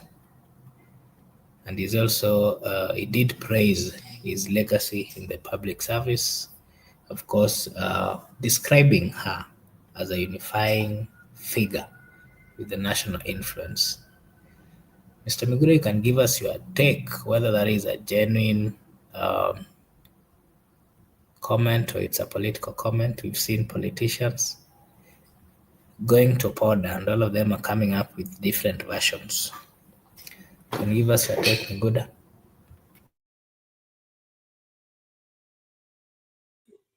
Okay. First, you have asked me the issue of Kasipul Kabondo. And I just want to confirm to you, without any deviation of thoughts, that up to now, my instinct tells me that the next Kasipul Omeka is Mbeere. Mbeere is going to be declared the next Kasipul Kabondo, even though it's going to be a tough contest between him and Otete, the so-called Aroko.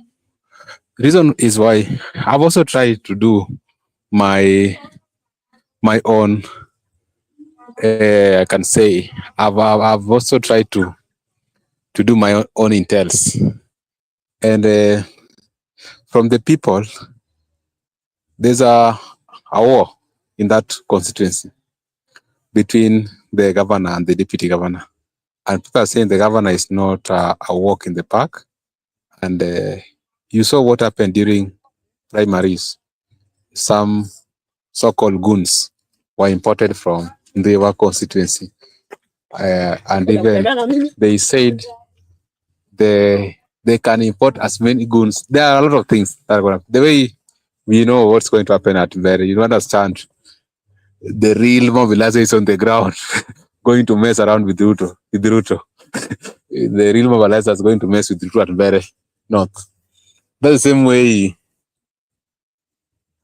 Gwanga is going to mess with somebody. And those are just now what we can say but they're going to happen because it's not going to be, it's not going to be an easy task, including, what's going to happen at Mbeere North. The same way is what's going to happen at Kasipul Kabondo. People are going to do unlikely things. So, but all in all, Mbeere is going to be the next MP.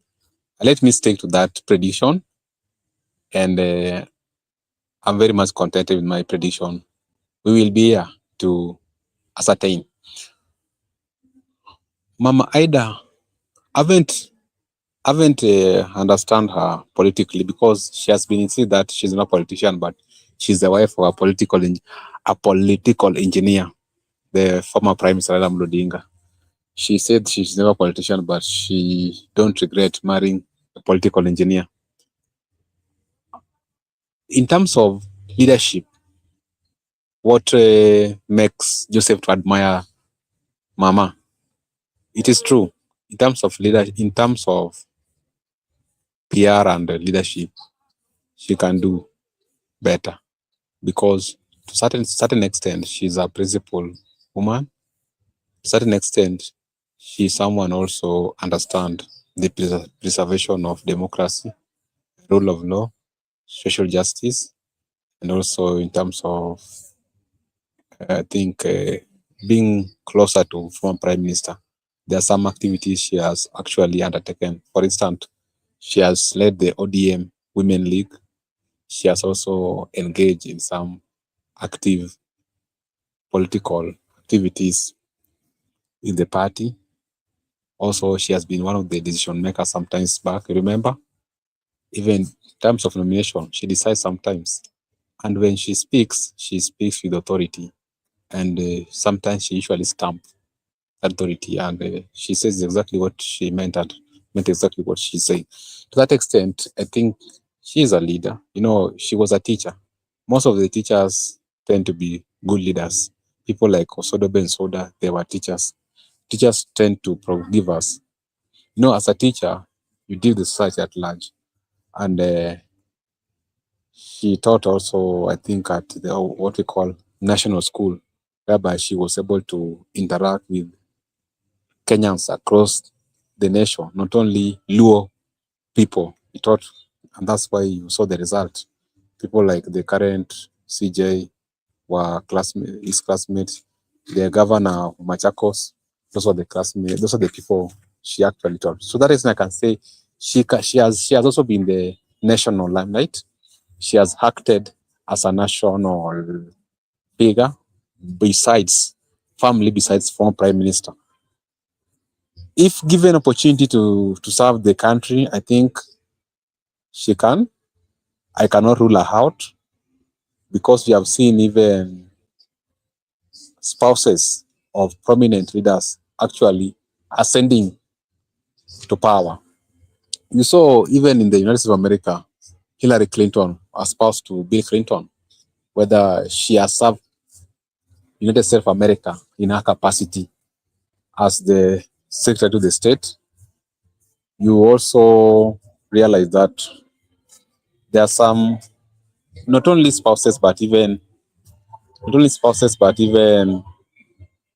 the sons and daughters of politicians. Some do great things, and some also are fond of messing up. So if Ida Odinga, and I think at her age, she has nothing to do with many things in life, like other women, like Karen Nyam. She can not engage in whatever Karen Nyamu and our good women from Nairobi Pasaris are doing. She has a limit. So I think if that is the proposal from an individual, but also if she is willing or she got interest, she can throw her weight. Remember, she is well guided. Even the way she was speaking, the way she has been speaking all along, she's guided. She's saying, she measures her words, let me say like that, in public and also I think in private, because of that nurturing by the former prime minister. I remember even when Winnie spoke, Winnie has been quiet, but Winnie only spoke once, and Winnie was all over the headline because they have been mentored. That early childhood mentor by Raila Odinga and also the spouse. So they understand these things. They understand struggling. They understand principality. That's why I was saying, nasikia kuna watu wanataka kukuza chama. So to her, that thing should not happen. Those are things which I used to say. So I think Marco Bura, that woman, or that Min Peng, let me use Min Peng. Let me explain one thing here. And Joseph asks us that the name Min Peng is not a simple name. It means something. Yeah, it means something. Min Peng is a woman of the nation. You understand? Because we prefer Baba that time, that he was the Baba of the nation. Now the spouse to be Min Peng, the wife to the nation.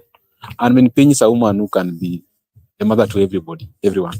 So that reference alone can give her a head start to begin his political journey. I can't rule her out, but now that one is now left for her to decide. Sometimes these things here are self-decisive. You have to decide by yourself. People can push you, but maybe you don't see the necessary why you should be there. But if there is any quest from the people calling you out to come and serve public, kindly do so. Disappoint people. Because maybe the way they said, Vox Populi, Vox Dei, voice of the people is the voice of God. So maybe the God is speaking through people for you to come out and rescue them from from unpopular president. Okay, Marco, back to you. Okay. Thank you so much, Miguda, for also giving us your take. And then the other question that I want Joseph to give his take, and then after that we'll hear his last remarks, is the issue between Kenya-Uganda political tensions, where we saw the Kenya's High Commissioner to Uganda, Mr. Joash Mangi, warned citizens against interfering in Ugandan politics. Of course, that following the abduction of the two Kenyans at a political event in Uganda. The incidents, of course, raised concerns about diplomatic relations and citizen safety abroad. Mangi emphasized the importance of respecting Uganda's sovereignty and urged Kenyans to focus on domestic politics. And that, of course, brings me to this question. Mr. Joseph, we've seen political tension, not just within Kenya, Uganda. We saw it the other day in Kenya, with Kenya, Tanzania. And we're also seeing a culture where Kenyans are coming out to point out all the negativity that are being carried within the country and also with, in other countries around. And in most instances, they've come out to, to say that they are even ready to go and assist. Something that is not a message that is not being received very well with those other leaders or the leaders in these other countries. We saw what was happening in Tanzania. Remember when Kenyan Gen Zs were demonstrating and they wanted, or they were signaling that whatever was happening in Tanzania then was not right. And it brought a lot of debate where we saw Tanzanian members or leaders coming out to criticize. They even spoke about the same on their National Assembly. We are seeing not one, several times, we've seen Museveni, the president of Uganda, coming out to criticize or to make certain, observatory remarks. We've also seen Muhozi, the son of the president, also coming out to criticize and even warning. We've seen abductions, we've seen Kenyans, so many things. And the question I'm asking you is, what is your take on the Kenya-Uganda political tension and all these comments which we are seeing from the leaders, and the concern that the people of Kenya has, as in other countries? Something else that you can give us your take on before we conclude is the ODM party dynamics, where we're seeing internal tensions arising with leaders like Joho coming out threatening to leave if sidelined or not consulted on certain matters, saying that they are part and parcel of that political party, they formed it. You can as well give us your take on the cybercrime law debate, where we saw the religious leaders and the civil society are voicing concerns over the proposed amendments that they are saying in their own terms that they might limit freedom of expression. And last, Mr. Joseph, you can give us your take on Ruto's coalition strategy, where President Ruto is reportedly engaging ODM leaders in discussion about ministerial allocation in a broader coalition government. After that, you'll give us your last remarks, Mr. Joseph. Yeah, thank you, Brother Marco Bura. I think you have asked me quite a handful of questions, but I'll answer them systematic as you've given them. And I see in the comment section, people are very angry with Gladys Wanga. So I think those are some of the comments from the people there. Okay, so I'll take this one from Uganda, and I'll start. It's a very good question you asked about the government of Museveni and Kenya. I think the government of Kenya is colluding with these so-called governments, the one in Tanzania and in Uganda. It's such a shame that today a senator from Kakamega was ejected just because he said that the former president tried to intervene in bringing back the two activists who were taken by Ugandan authorities, and that is the guys who are taken by Museveni, and it clearly shows that the government has really let Kenyans down in terms of diplomacy and in terms of foreign affairs activities in the country and around the world. You can see clearly what is happening even in other countries like Saudi Arabia and Vietnam and other regions, that the home affairs, because they are the ones who are supposed to deal with these issues, it's not working the way they are supposed to do. If you can find a place where a former president is being involved and tasked to bring people who have been abducted by other foreign governments, and when the certain members of parliament try to voice this one out, they have been injected in parliament pressings. It clearly shows that the government has lost the direction of what it should do to its Kenyan citizens. I think in Uganda, Kenya, and Tanzania, I think it is a revolution which has been sidelined, but now it is taking shape. These elections will be done. Yani karibu sana, zitafanywa karibu sana, because if you see Tanzania elections was done in December. We have one which is been done in Uganda in 15th January 2026. and then the Kenyan one is following in 2027. So I think this is some of the issues that are happening in East Africa. And I'm telling you, East Africa is going through a revolution, which is a dynamic, because these three countries, why don't we hear other East African countries, but we are hearing that the politics of these three countries are the ones which are center stage in East Africa, is because they somehow are powerhouses in East Africa. And also the population in these countries, some of it is of the young people, the ones we are calling from 15 to 35 years. So the population is clearly telling these old guards, because the ones who have taken the reins of power in these three countries, they have been the old guards. You can look at the ages of these certain presidents in East Africa. You can tell that they are safeguarding the old guards there. And I think this is a revolution which is coming. You saw it also in other countries near East Asia, in Asia, I mean, with the Nepal and Bangladesh.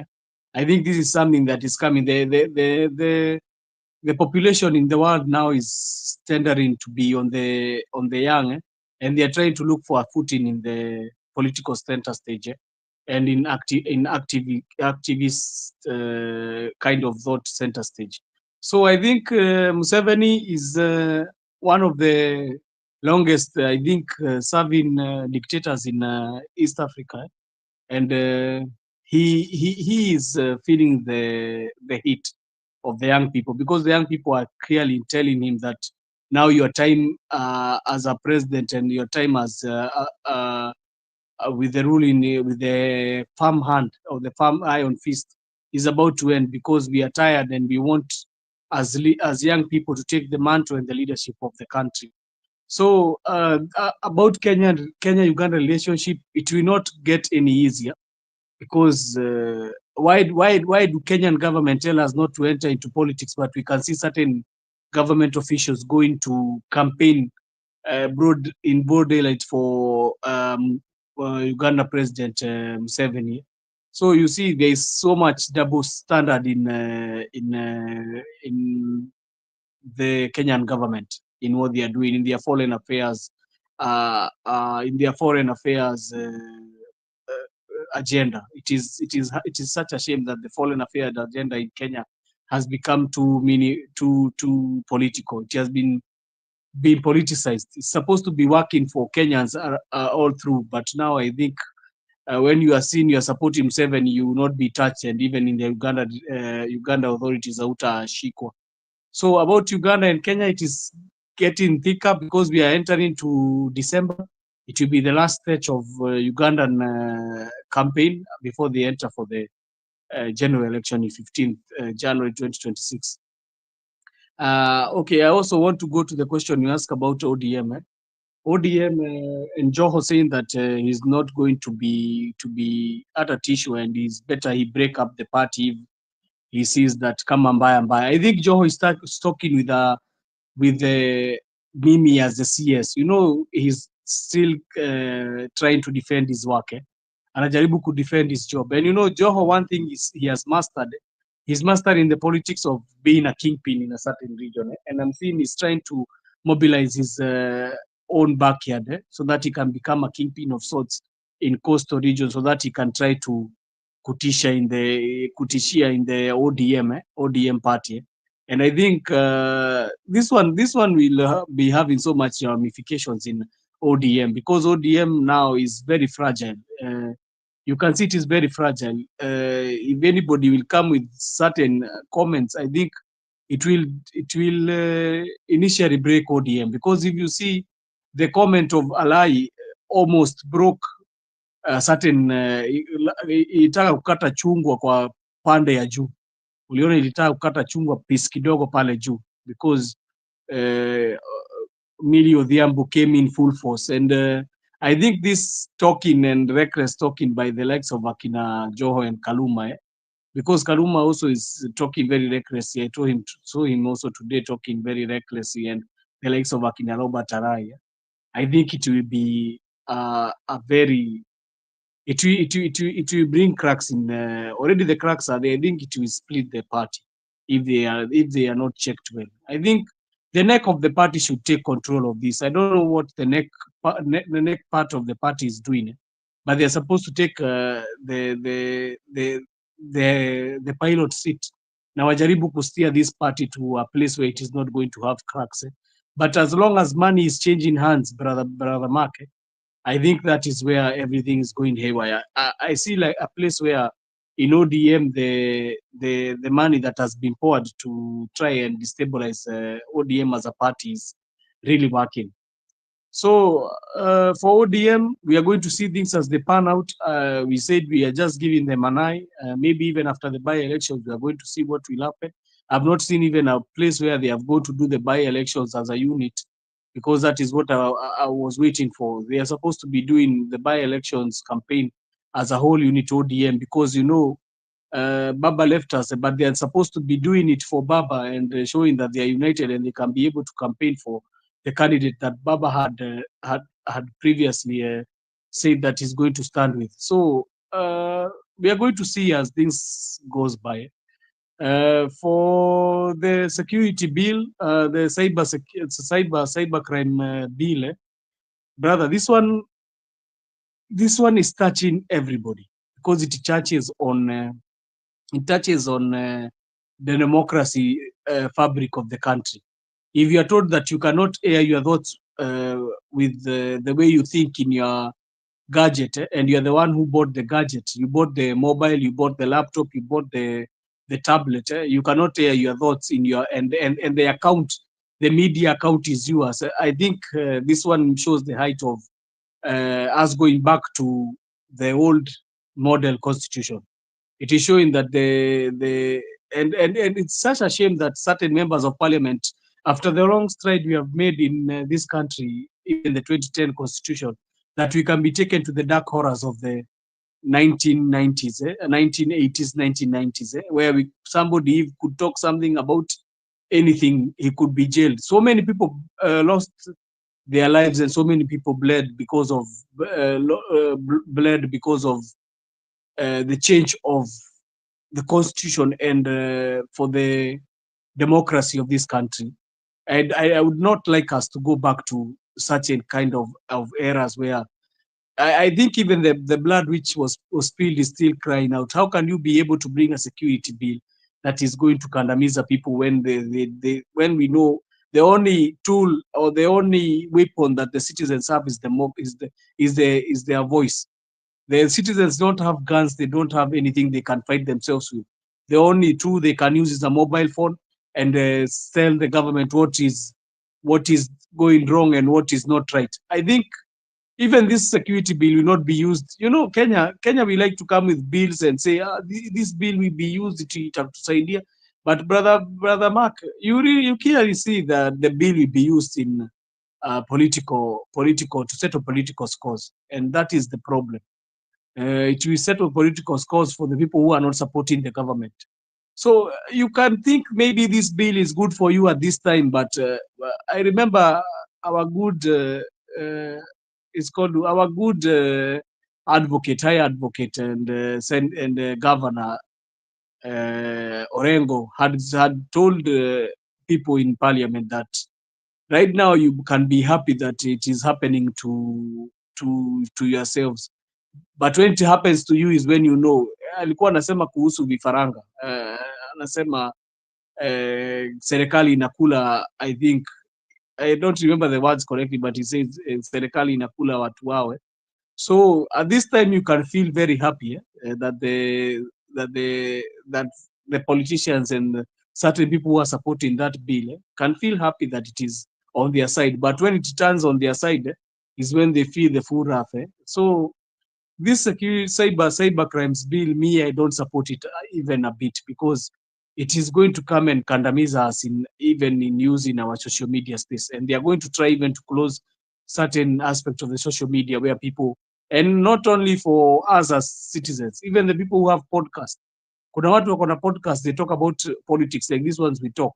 It means we are going to be held our tongue, that we cannot be able to say what we think and air our thoughts, and it shows that we are going to a very dark era if we try to limit our freedom of speech. And I think this one is coming also at a very dangerous presence when we are going for a general election.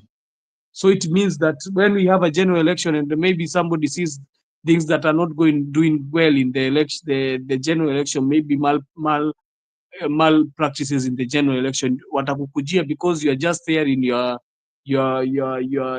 just showing the truth in the ground. I think this one is it's taking us to a very dark era, and I don't think people are going to accept this. This one will not happen in Kenya. I think we are done with that past regime and past time that we were in the dark. So for my last comments, Brother Mark, I have tried to come here and try to hear my views, and I hope that Kenyans are going to stick together and not allow this kind of politicians to be able to spoil our constitution, which has been almost perfect to the way it has been able to express our democracy and our freedom of expression. So I would like Kenyans to hold hands and say, no, we are not going to accept this kind of taking us to the Kanu back era. No, it's not supposed to happen. For the by-elections, we are going to still watch them as they come. I know the Mbeere one, the Malava one are very highly contested, and we are going to see within the weekend, because the weekend, I think, is going to be a bit fiery as we close down to the last 3 days of before they go to the ballot for the by-elections. So I thank all the people who have been here with us. Father Dan, good here. I want to thank Meet Life. I want to thank all the people who have been with us. Laban. I want to thank. I saw another person here. The name was Jackson. I want to thank Jackson for being with us here. I think I'm not leaving anyone out. I think I've mentioned the people who are here. I want to thank you, Brother Mark, for always being here with us. And we have been here giving people our kind of views. And I like people how they take it. They take it well, or sometimes we argue, but in all the rest, we come together and build our nation. I want to thank also Brother Miguda and Brother Benson for giving us the platform. Thank you. Okay, thank you so much, a good friend, Brother Joseph, and thank you for finding time to be with us and for also giving us your take. We really appreciate. Not forgetting our viewers. I can't see good here. Thank you so much. Me, is it live or what? Thank you so much for finding time to be with us. A good friend, Dan. Darium, thank you so much. I saw Judith. Thank you so much for finding time to be with us and for giving us your take. And for everyone who joined us today, we really appreciate. This is Brother Benson Media, and over here we say that your opinion counts. We really appreciate just you taking your time to join and to give us your comment. Today I can see we had a very interactive team led by Brother Dan Daria, of course, and Goodyear together with me live. Dan here is saying Kenyan presidents can be rated number 1, Jomo, greed and power, and 2, Moi, power and statehood, Kibaki, power and deception, Uhuru, power and leisure, Ruto, all the above, and extreme greed. Okay. I think I can comment on that one, Brother Mark. I Please think if you can all do the summary of that, you can see the only thing that is common there is power and greed. Okay, thank you so much. Yeah, so thank you so much, Goodyear. Thank you so much, me. thank you so much. And everyone who joined us, we really appreciate. Just remind you that this is Brother Benson Mania, and over here, we do say that your opinion counts. Allow me to acknowledge Oiko Jacob, thank you so much. John Ogada, thank you so much. Austin Okumu, Donald Kimaya, Wallace Amolo, Grant, Brenda Obedi, Winnie Sunday, and everyone, thank you so much. We really appreciate. If you're new, kindly like and subscribe. Over here, we say that your opinion counts. You can support us by simply liking and as well subscription. If you do so, sisi hapa tutasema ni asante. I want to now, I was forgetting our good friend Laban Misiani. Thank you so much for also finding time and giving us your take. We really appreciate. I just now want to take this opportunity to say a big thank you and to wish you all a blessed night, a blessed morning, a blessed afternoon, a blessed evening from wherever you're watching us from. Thank you so much, and may God bless you. See you again tomorrow.